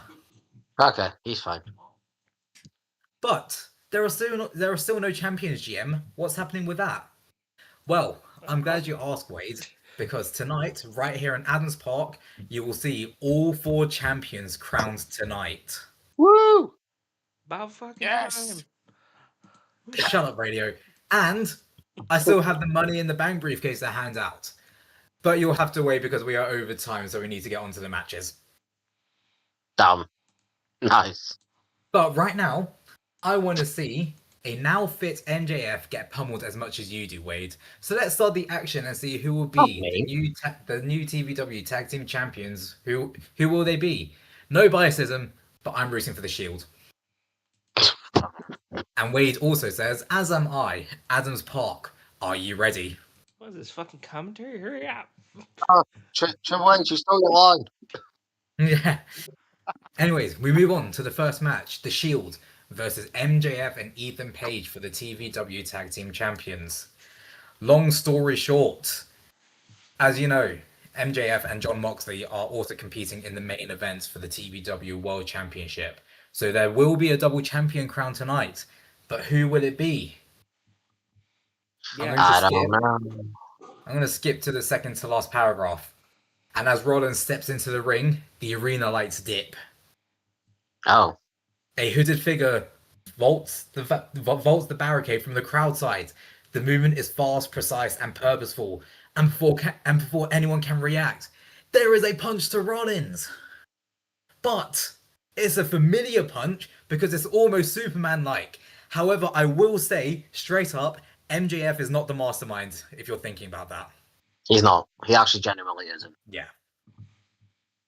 Anyways, Rollins crashes to the floor hard. The crowd explodes in shock. He stares down a fallen Rollins for 1 second, cold and deliberate, then slips back over the barricade and disappears into the crowd.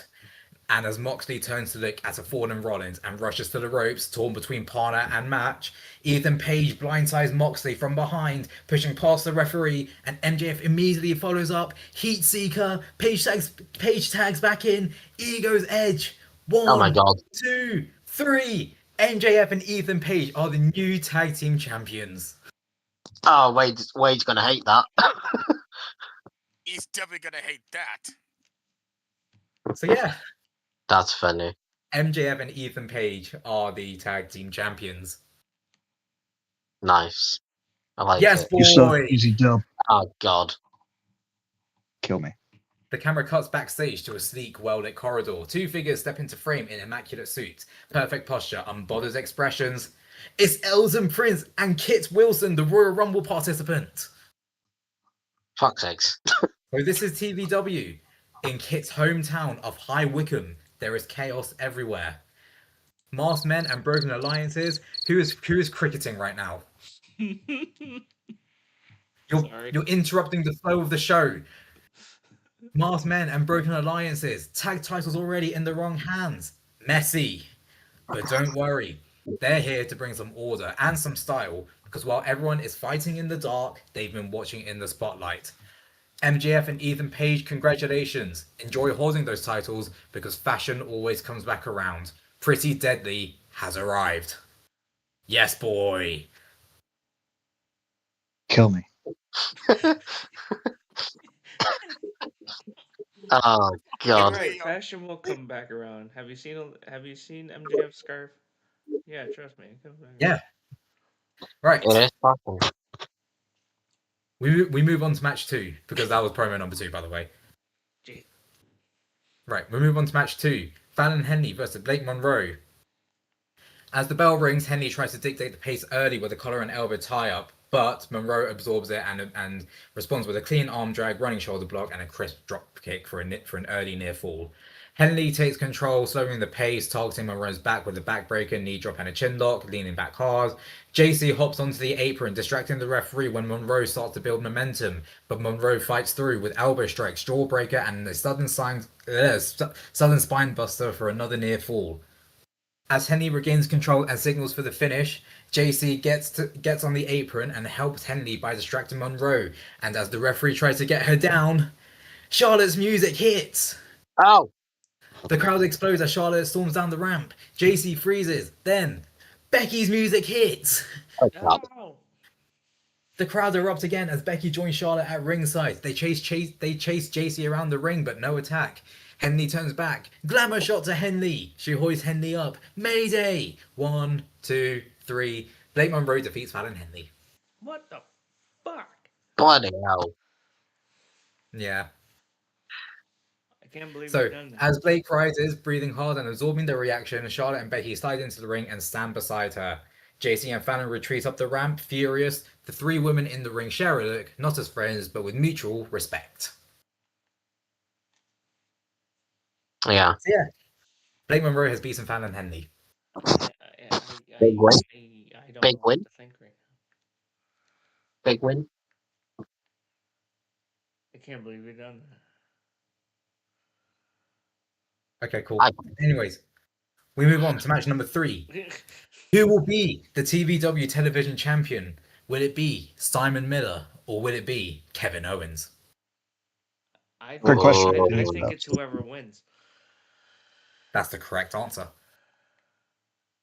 Because as the bell rings, Owens explodes out of the gate early on with a big boot and a running senton for an early 2 count.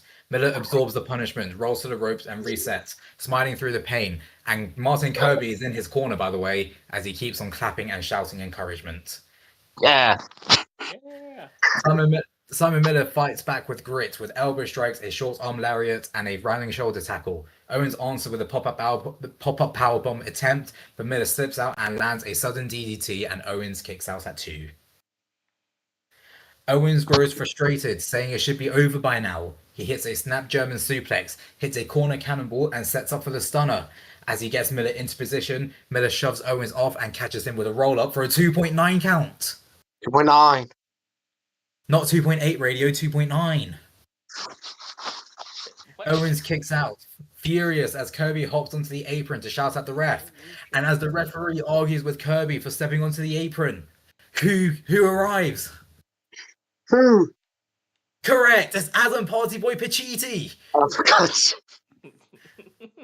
He sprints down the ramp, the crowd buzzes. Confusion first, then shock. Adam Pacitti slides in and clubs Owens from behind.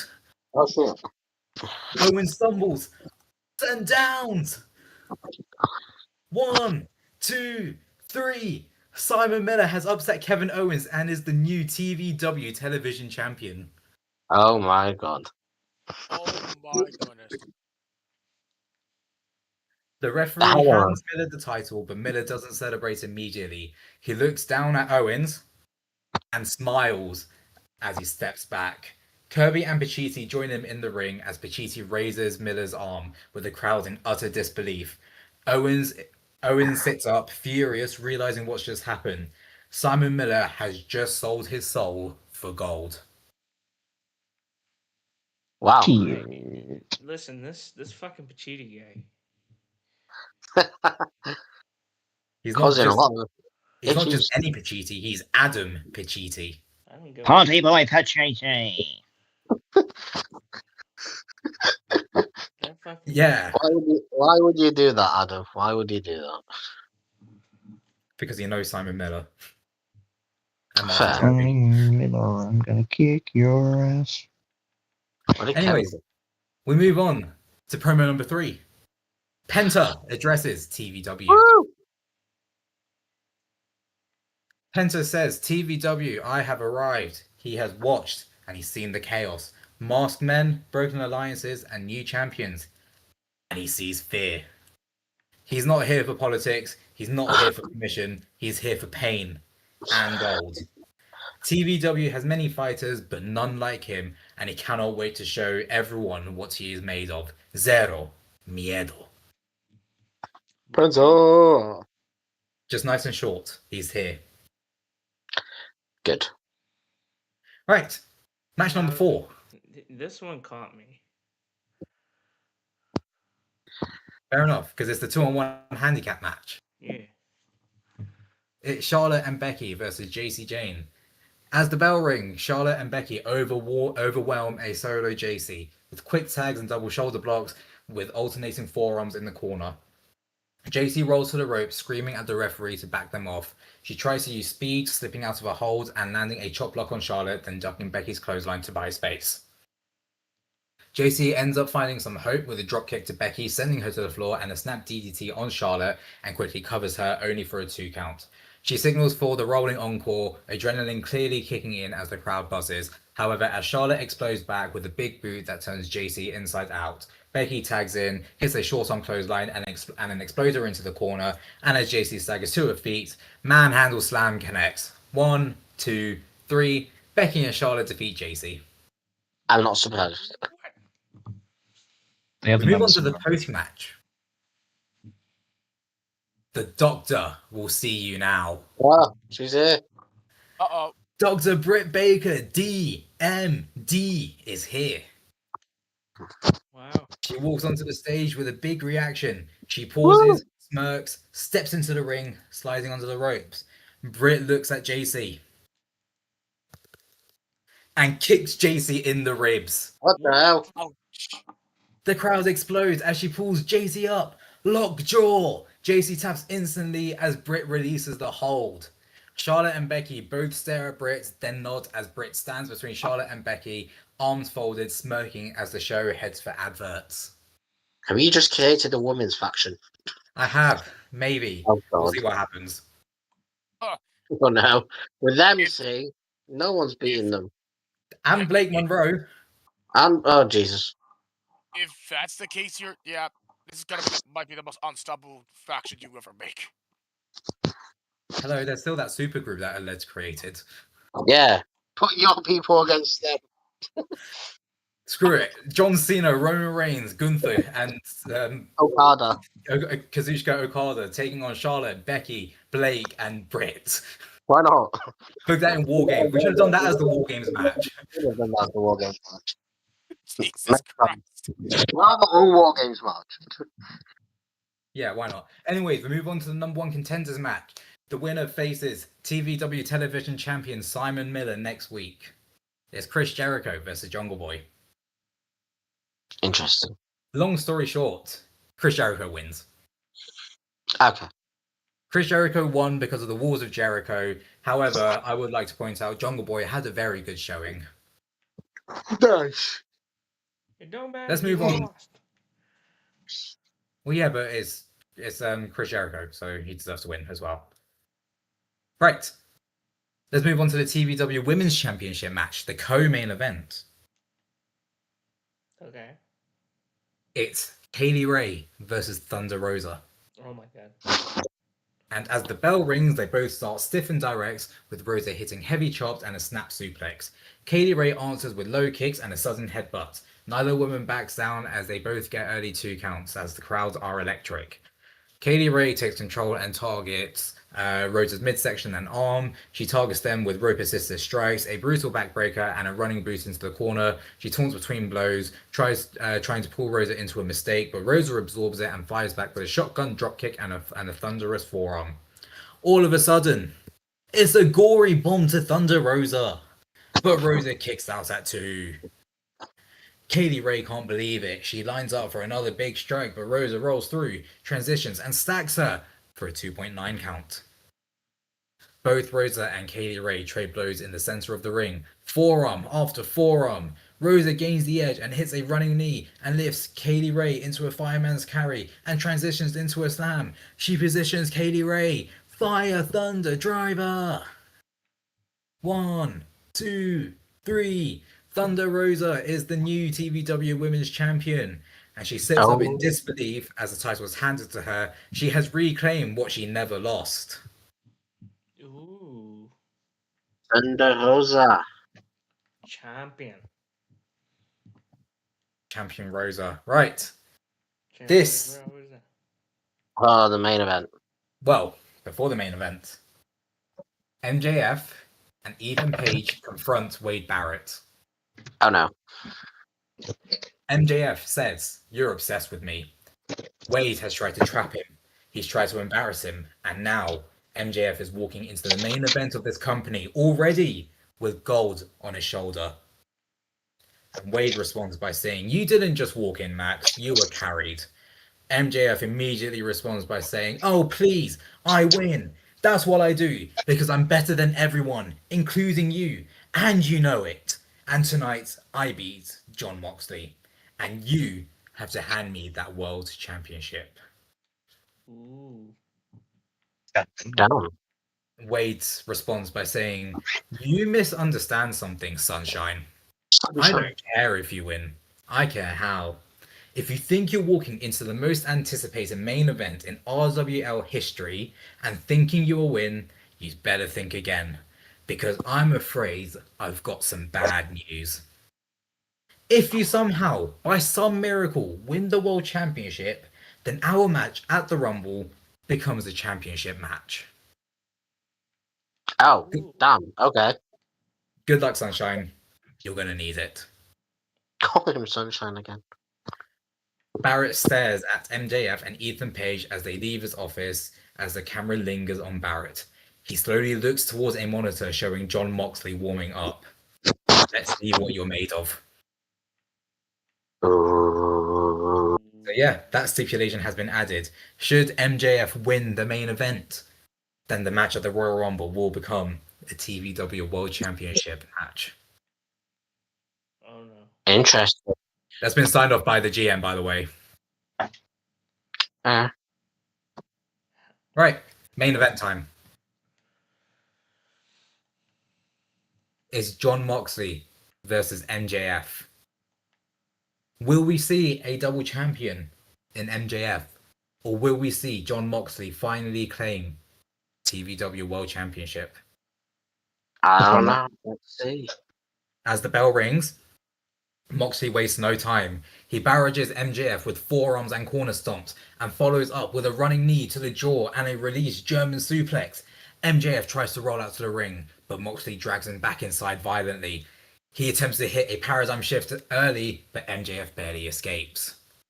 MJF slows it down and hits a chop block to the knee and targets Moxley's neck. He continues to rake Moxley's eyes, and the ref has to intervene and warn MJF that if he continues, he will be disqualified.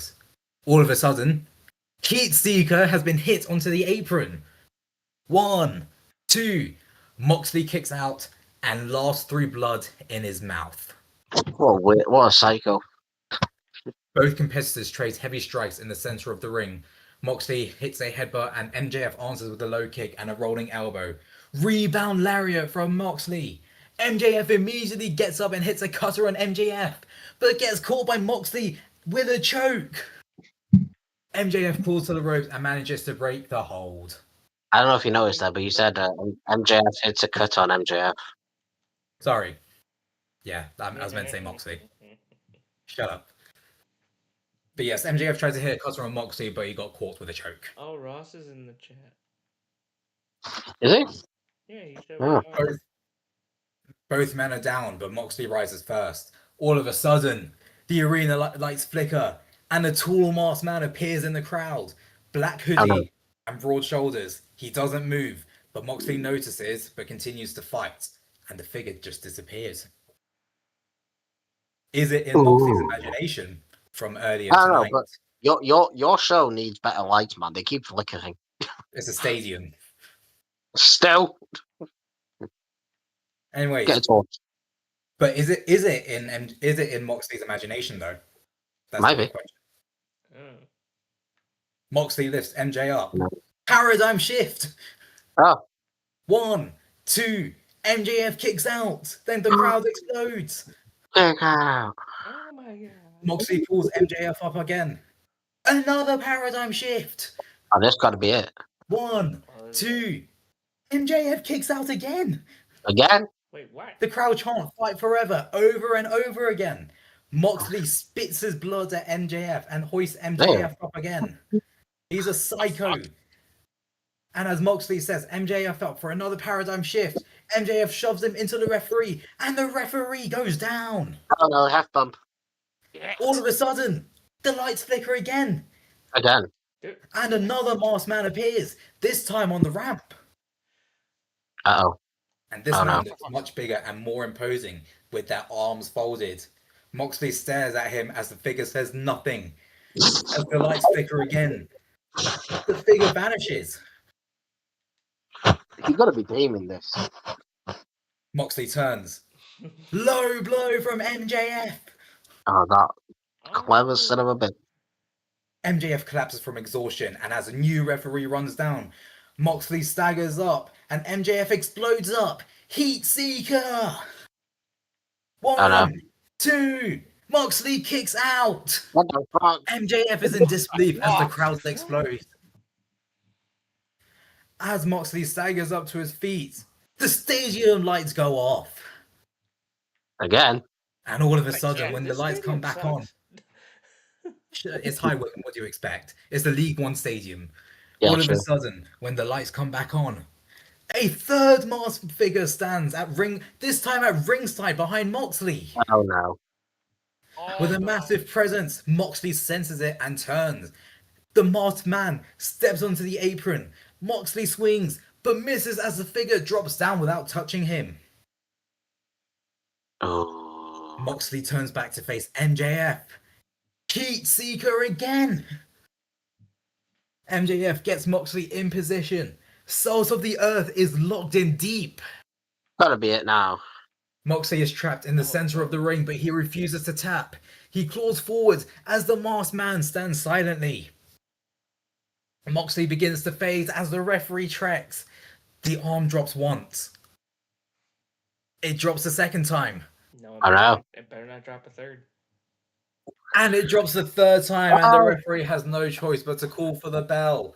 MJF has overcome the odds and is the new TVW World Champion. Oh, Wade's gonna be fuming. What? He just gets out of man. He gets a championship match though. Anyways, post-match, Ethan Page enters and helps MJF up. The championship is handed to MJF as he drops to his knees holding it. The masked man disappears through the crowd, similar to the opening match. Oh. MJF looks around, but not surprised. The crowd continues to boo MJF as he raises to his feet, whilst Moxley is still on the floor. The final shot sees MJF standing on the turnbuckle with the TVW World Championship and the TVW Tag Team Championship raised high, with the crowd booing MJF out of the stadium, with Ethan Page raising his championship as the show fades to black, ending the show. Wow. Shit. So MJF, the Double TVW Tag Team Champion and the TVW World Champion. Oh god. Adam Yeah. Pacitti, part of Team Defiant. Listen, this Pacitti guy. And Yeah, well, respect potentially, a Marty new, Boy for potentially a taking. new women's faction has just been created as well. What? You need to get out of Wickham, man. They're like sucks. Yeah, I was gonna say, holy fuck. But it's Kit Wilson's hometown. So? Kit Wilson loves Wickham. Last time I checked, he's not the one wearing your fucking world title, so fuck him. Get out of there. But yeah, I do know what everyone is thinking. I will say MJF is not the mastermind. I don't believe it. He's not. Why don't you believe it? I don't know. Who is it then? He's not gonna tell Should I us. tell you why it's not? Should I tell you why it's not MJF? Because there's only 3 people, 3 masked men. Actually, wait a minute. I already know. Who? I forgot. You told me. The greatest trick the devil pulled was convincing the world he doesn't exist. Oh yeah, the guy that it could be the guy that I said, but I don't know. Well, Because anyway, bear in mind I don't have him anymore. Anyways, let's move on. now we have Noble's show, which is MCW. This came in second place, and I gotta say, this has to be the best show Noble's wrote yet. So I agree. Okay. we begin the show from Portland, Maine, aka where I was born in. We started with Julia Hart versus Alicia Edwards for the Women's Royal Rumble qualifier, where, with no hesitation, Julia Hart wins. wait, what is that? Hart Wait, wasted. wait. What's playing in the background? Sorry, that's just me. Anyway, Noble can continue. All right, so Julia Hart had wasted no time on her opponent Alicia Edwards after she was humiliated from her last week's MCW Women's Championship match main event at Scarborough. Edwards wasn't prepared for the match as Hart begins to scream, and she hits multiple clotheslines and an Alabama slam. She grabs Edwards and goes for the top rope and connects old school. After that, she goes for Heartless right away, and Edwards got no choice but to tap out immediately as Hart advances to the Women's Royal Rumble match. Woo! Ooh. Sensational. Yep. Next, we have Jade Cargill. As her music hits, she marches down to the ring with a scowl on her face, her fists clenched, as she grabs a mic and begins to speak. So, my so-called best friend says that she is not done with me, so she attacks me and hits me with not 1, not 2, but 3 KODs. Girl, this is what I call an overkill. Also, just to add the fuel to the fire, you got the audacity to call me a dumb-witted bitch? Bianca, I have no problem beating you just to retain a championship I rightfully won. If I'm looking at you right now, you're nothing more than a desperate celebrity who wants more attention to herself than her best friend. Yikes. Ooh. Not to mention, your hair gets more attention because it's being used as a human-sized bullwhip. Not Okay, the hair. girlfriend. Okay, girlfriend. Not the hair.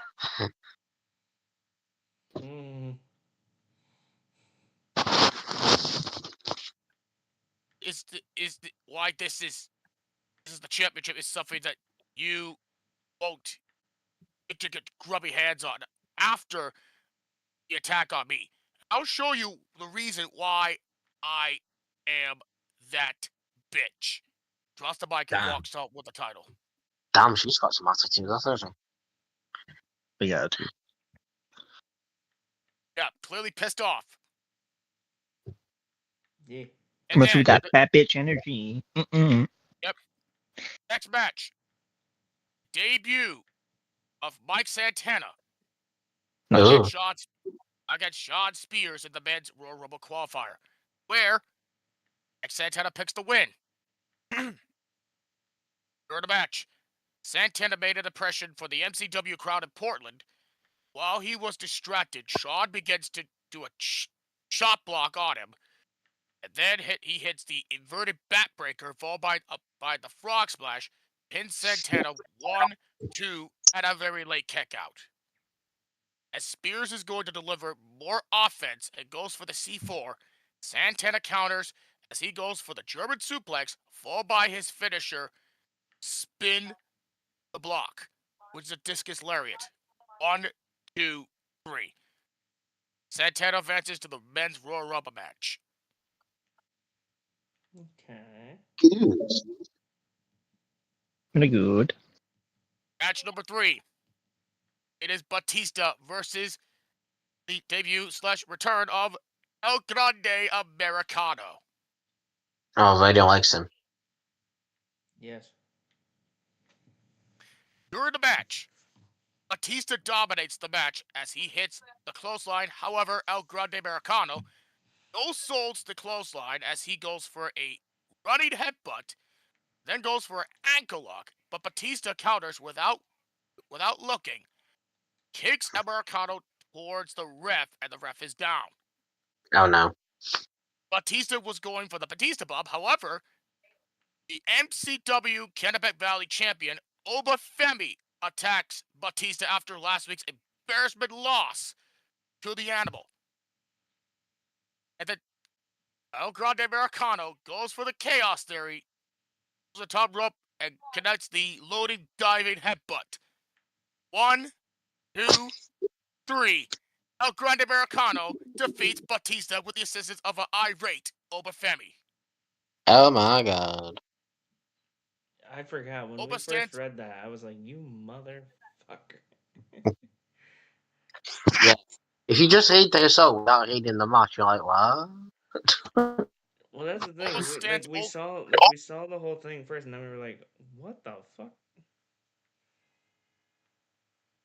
Oba Yeah. stands over Batista and tells him, "If you want to embarrass the ruler like you did last week, next week, I will unleash my full fury.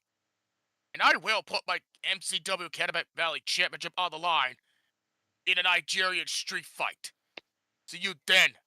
Nigerian street fight. Yes. Fair play.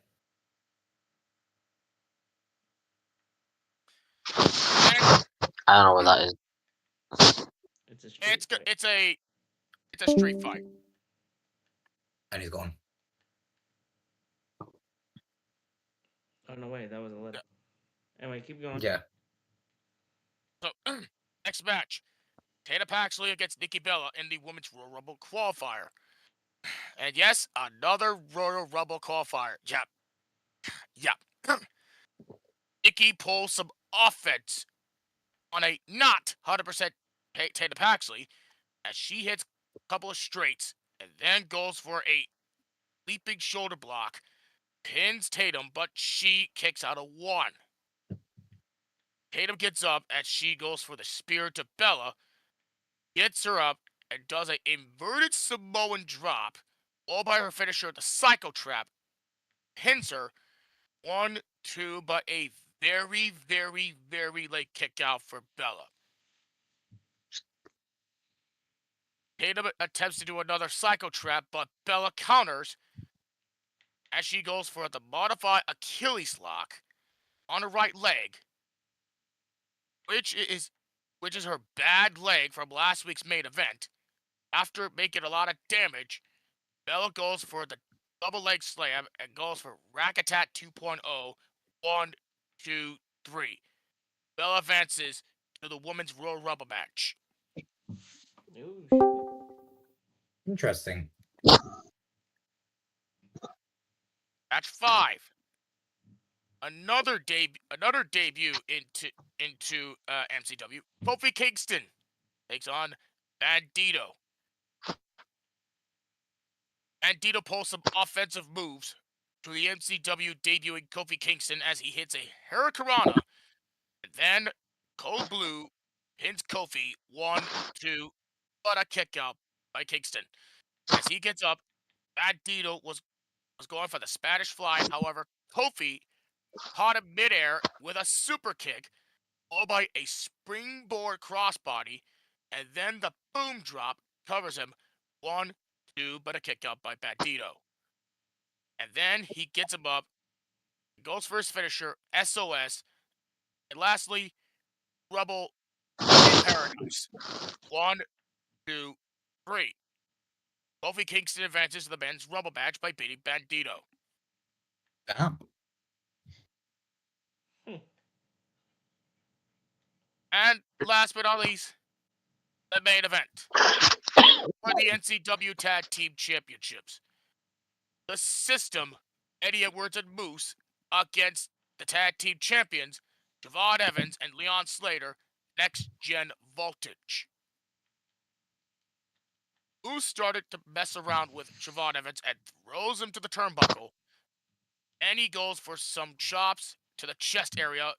To his surprise, Evans no-sold those chops that Moose threw him.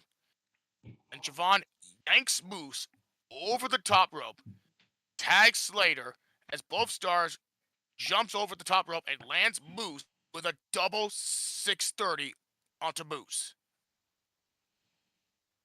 Slater gets Moose to the ring, pins him 1, 2, kick up by Moose. Kick out as Moose kicks up and clotheslines Slater and tags Eddie Edwards as he connects to some lariats and some shoulder tackles. Edwards goes for the Blue Thunder Bomb, but Leon connects as counters, not connects. Need to stop stuttering. As both stars hits the clothesline, both of them are down. Both stars made the tag as Evans and Moose got back into the match as both of them throw some punches. After the punch fest, Moose hits the Papa Powerbomb. As he waits for him to get up, he connects the spear. 1, 2, but a save by Leon Slater as Eddie Edwards drag him off. But Slater hits the Swanton 450 on the outside. Javon finds an opening while with Moose staggering. Evans hits the Hurricanrana and tags Slater as both stars go to the top rope. Javon Evans hit the OG cutter on with Moose falling down, just to have Slater connect the Swanton 450. 1, 2, 3. Next Gen Voltage retains the MCW Tag Team Championships as they stand tall and remain on top of the main championship wrestling tag team mountain.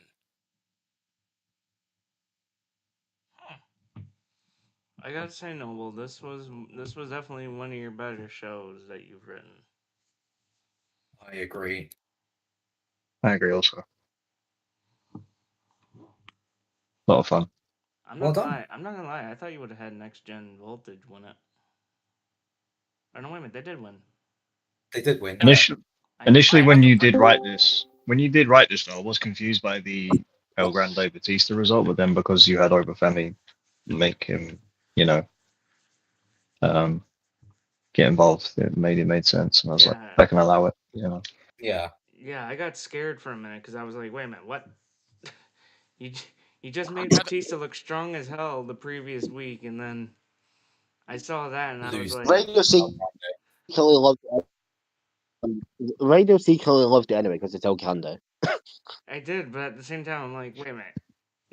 You put Batista over. Only for him to lose to El Grande this week. Yeah, But it makes sense. Yeah, it makes Yeah, I sense do. now. yeah, with Oba, that makes sense.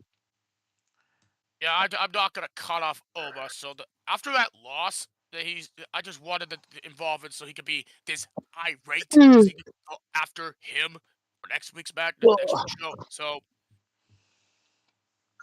Okay, so Payne is not here. So we're just gonna pick his show apart here. I'm not reading through his whole results, but something pisses me off, which is pretty much this. This little statement right here. That main event pisses me off. He says right here, tonight I am here to tell you all some breaking news regarding Adam Cole. He is still cleared to compete in this year's Royal Rumble, but as you may have heard from last week's show, I have been using AI to write these shows. Pretty much breaking the Oh, yeah. illusion that this is. You're supposed to make it look like it's real, not like, oh, this is not real, you know? Yeah. Yeah, he's basically just called you out. Yeah. Breaking the so, immersion, you know. Yeah. I mean, this is one of the reasons why I gave him a low rating as well. Yeah, I gave him But a low then- rating to start off there. The second thing is he gave a title match to someone that lost the previous week In the tournament as well. Yeah. in a tournament. It doesn't matter if Bailey interrupted. By the way, the person is Bailey. Seriously? makes no sense to me. And it's all because apparently she was getting into an argument with Payne that Payne's like, yeah, you're automatically the #1 contender. What?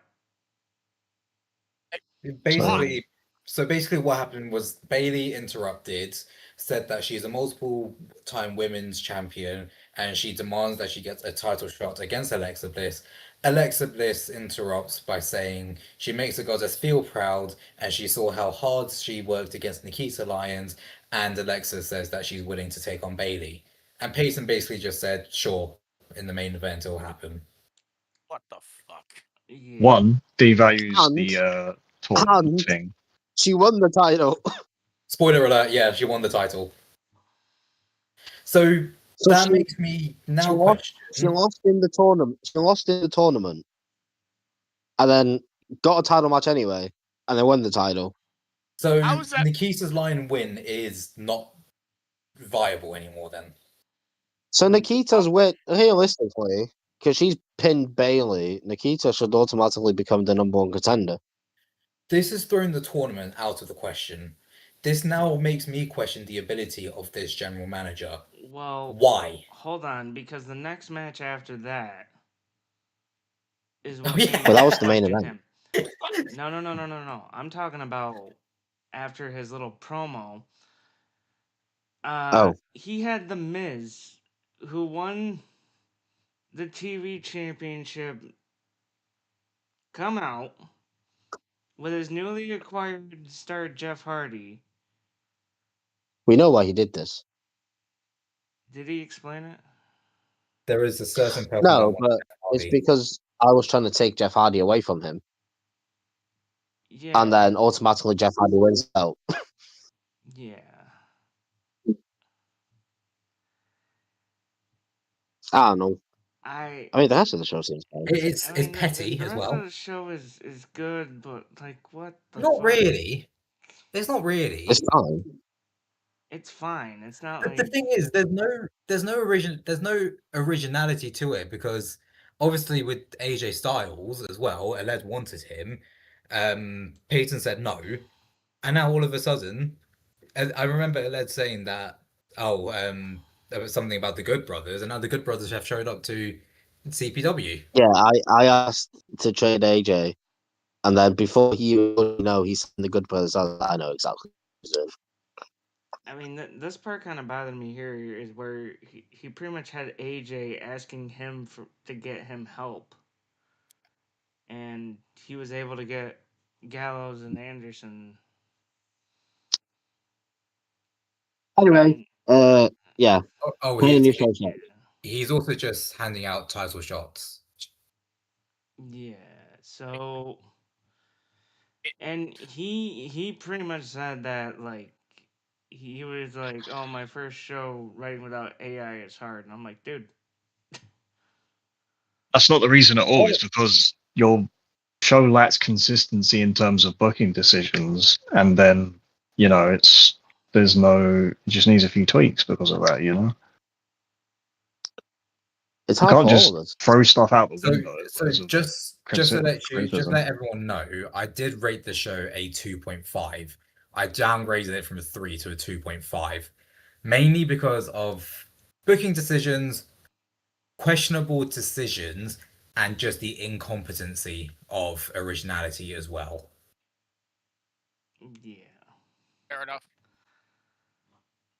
So that was week 6. Not gonna lie, I'm looking Oh at the god, we know Royal what's happening now. I'm looking at the Royal Rumble stuff right now, and the men's Royal Rumble stuff is all complete. We just need the women's side finished here soon, so I can make graphics and shit. But that's besides the point. Who are you waiting for? Hold on, Probably me. I'm trying to pull up the. To be thing. fair, I asked I Radio did tell him when at he's like, I first want I your just Royal needed Rumble the people. men, and then I fucked up. Yeah, he told me just men. I was like, cool. And I was like, oh, I want women too. I'm like, what? Yeah, I fucked up. That was my bad. You bitch. Shut up. Yeah. I'll fight you. By the way, Liam, did you give me your men? People? Well, I was going to announce all my participants on the next show, but well. Oh no, you can wait till the next show. It'll be fine. It'll be fine. As I said, it depends what the world wants to do. So yeah, let's get to that. This bloody wheel. Let's get to the Stream your fucking screen and let's see it. Hold on, I gotta pull it up here. Stream your screen. Stream your screen. screen. Shit. Stream your screen. Stream your screen. That's a new chant now. Shut the fuck up. Anyway. Is Wesley Webb in the Rumble Radio? Anyway, we will never That know. means yes. All right. Here's the wheel for those of you that haven't seen the wheel before. Come on, Wade Barrett. No, I'm telling you, if it lands on Wade Barrett, nothing's happening. Oh, I've already told you. Oh my god! Oh my god! Oh, here we go. Oh my god! No. No. Yes! No. The Wade Barrett stipulation. No! You're boring. Now we're going to be all the repeats now. Shit. Once again. GM will vote. Take a seat. GM will vote for a GM to sit out this week. Ooh. Yeah, but it was ages ago. I'm fuming. I would say we haven't used this in a while. But yeah, everyone send me a GM. You want So the to last take a seat? person who was the last person that to sit out? It was Noble. me. It was Payne. Oh, it was Okay, Noble. so Payne was the first one. Yeah, and then it was Noble. Noble. I didn't put it on here for some reason. I should have. That was my bad. Damn it! I'm fuming. I'll get over. So does that mean Noble is because when Peyton thingy we couldn't pick him next time. Yeah. So Peyton's available again if you guys were to vote for him. But again, send me names. But Noble isn't Noble available can't be because he was the last one. Yeah, Noble can't be nominated. Yeah, cool. Okay, so which one of you do I hate the most? Peyton. But don't pick him. Don't pick him. Well, someone's already out ahead with He'll 2 cry votes again. right now. So take a seat. This is right? the go-home show to the Rumble. Too. Yeah, this is the go-home show before the Rumble.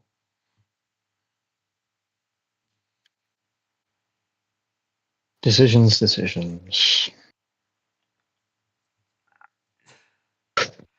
If this person gets one, I mean, he's sent. Okay, we have a different name.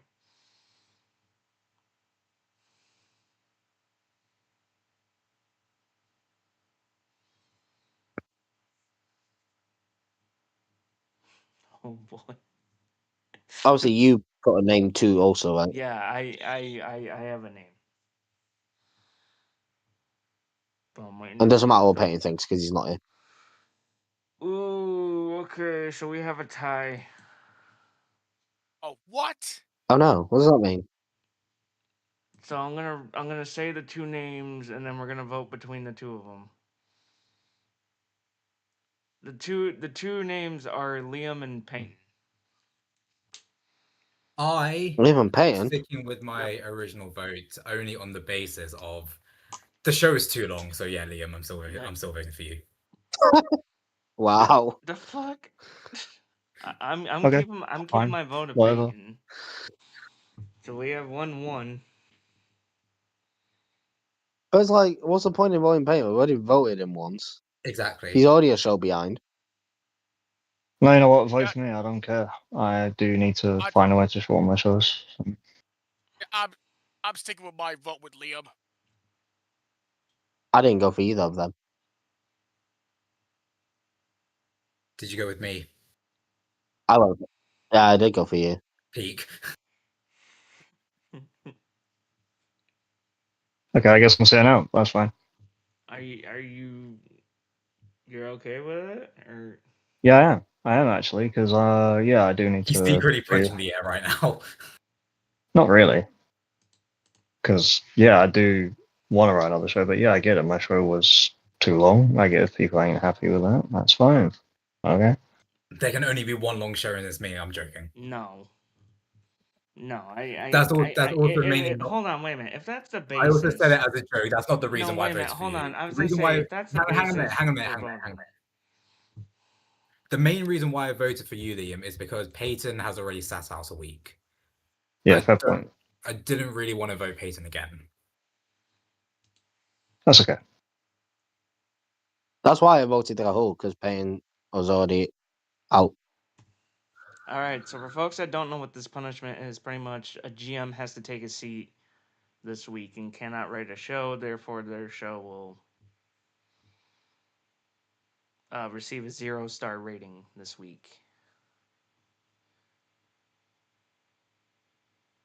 And we've had Peyton sit out, we've had Noble sit out, and unfortunately, it's going to be Liam taking the seat this time. That's all right. But next time this comes up, Liam Yeah, Liam can't be will be nominated. picked. Yeah. Damn it, I'm not gonna lie. I was kind of hoping it would land on 8 for the brand invasion stuff because I Was wanted to 8. see. Is it because you would be taking over TPW? No, For fuck's no, sake. we wouldn't be working Yo, together again. spin the wheel one more time. Yo, spin it one more time. Just All right, let's see what it would land what on. you're gonna be fuming if he lands on 8 now. Landing on 9. What was 9? 9 is 9. We haven't 9 had is 9. your 9 You're is you're fired. fired. Oh, we have had GMs 9. have to choose at least 1 star. They at least like. You know what? Liam got screwed. He landed on Wade Barrett first. I know. Again, was on I Barrett don't first. care. It is what Fuming. it is. Why Like, is it not the Wade Barrett stipulation? I get why I have to sit out. It's okay. I don't really care, honestly. Hold on, because we can put this to a vote right now, if we have to, because I want to make this as fair as possible. Do we want a fucking Wade Barrett stipulation? Yes. What? I mean, it was the on Wade, there. It hold had on, a wait, stipulation. wait. What was the Wade Barrett thing again? If it lands on Wade Barrett, everyone has to book Wade Barrett in one way, shape, or form. But You say have he's no on say your how he show, gets booked you get then. to choose how you use him. I have Yeah, I no was gonna say. say you I have no no. say. Yeah, All right, then that's Rahul the has no punishment. say. He can get squashed if he wants. All right, then that's the punishment. He just has to be on your show somehow. Yeah, just in some way, shape, or form, Wade Barrett has to be on the show. I'm burying his ass. You're not burying his ass because he's fighting at the Royal Rumble for the World Championship. Want to bet? Big Show needs an opponent Although now. I don't he have got a one. say. So it has to be. every show had to put Wade Barrett in there? Every show, yeah. Every It can be a show. promo, Yeah, it can be a match, you have to Must it put can him. be You just have him to put him appearing on your backstage. show. Wade Barrett He just has to be there. Yeah. in a I- match. Again, or so some promo. options it can- could be. you He can can do just what- appear backstage. He or can be in a segment. promo. He can be in a match if you want. I have no say in how you book him. And Technically, this is, at technically, this is my punishment for not Raul informing radio that he's the has enforcer. no say in how he is booked. If he messages you, please tell me. Please I'm let not going to message anyone. Commissioner know to suspend Wade Barrett. Message me and totally disregard request.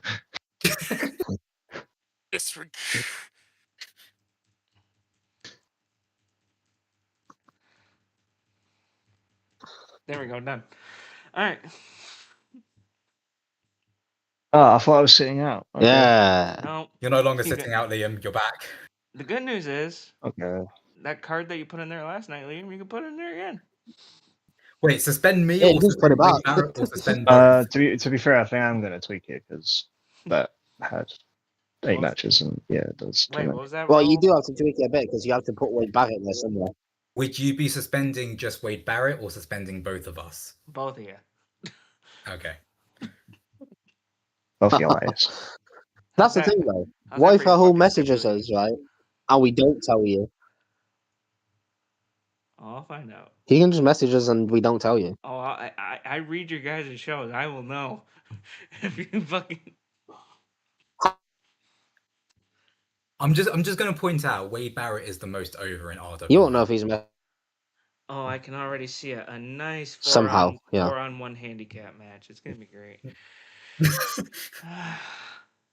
Can't wait. Really, you secretly love Wade. I'm gonna break his legs. That's what I'm gonna do. Anyway, You right. break his legs, he can't appear at the Royal Rumble. Exactly. What the fuck? Poor guy. Anyway, no, I'm joking. But yeah, just book him in a promo match, whatever. Raul has no say in it. He can't tell us how to book him, how to do this, how to do that. So that's gonna be very interesting to see how the fuck this plays out. Yeah, I know Radio's going to be burying him anyways. You don't know what I'm gonna do. Oh. But now that I have waited. Well, Anyway, Oh, bye. anyway, yeah, bye, people. I gotta go. See ya. Bye. I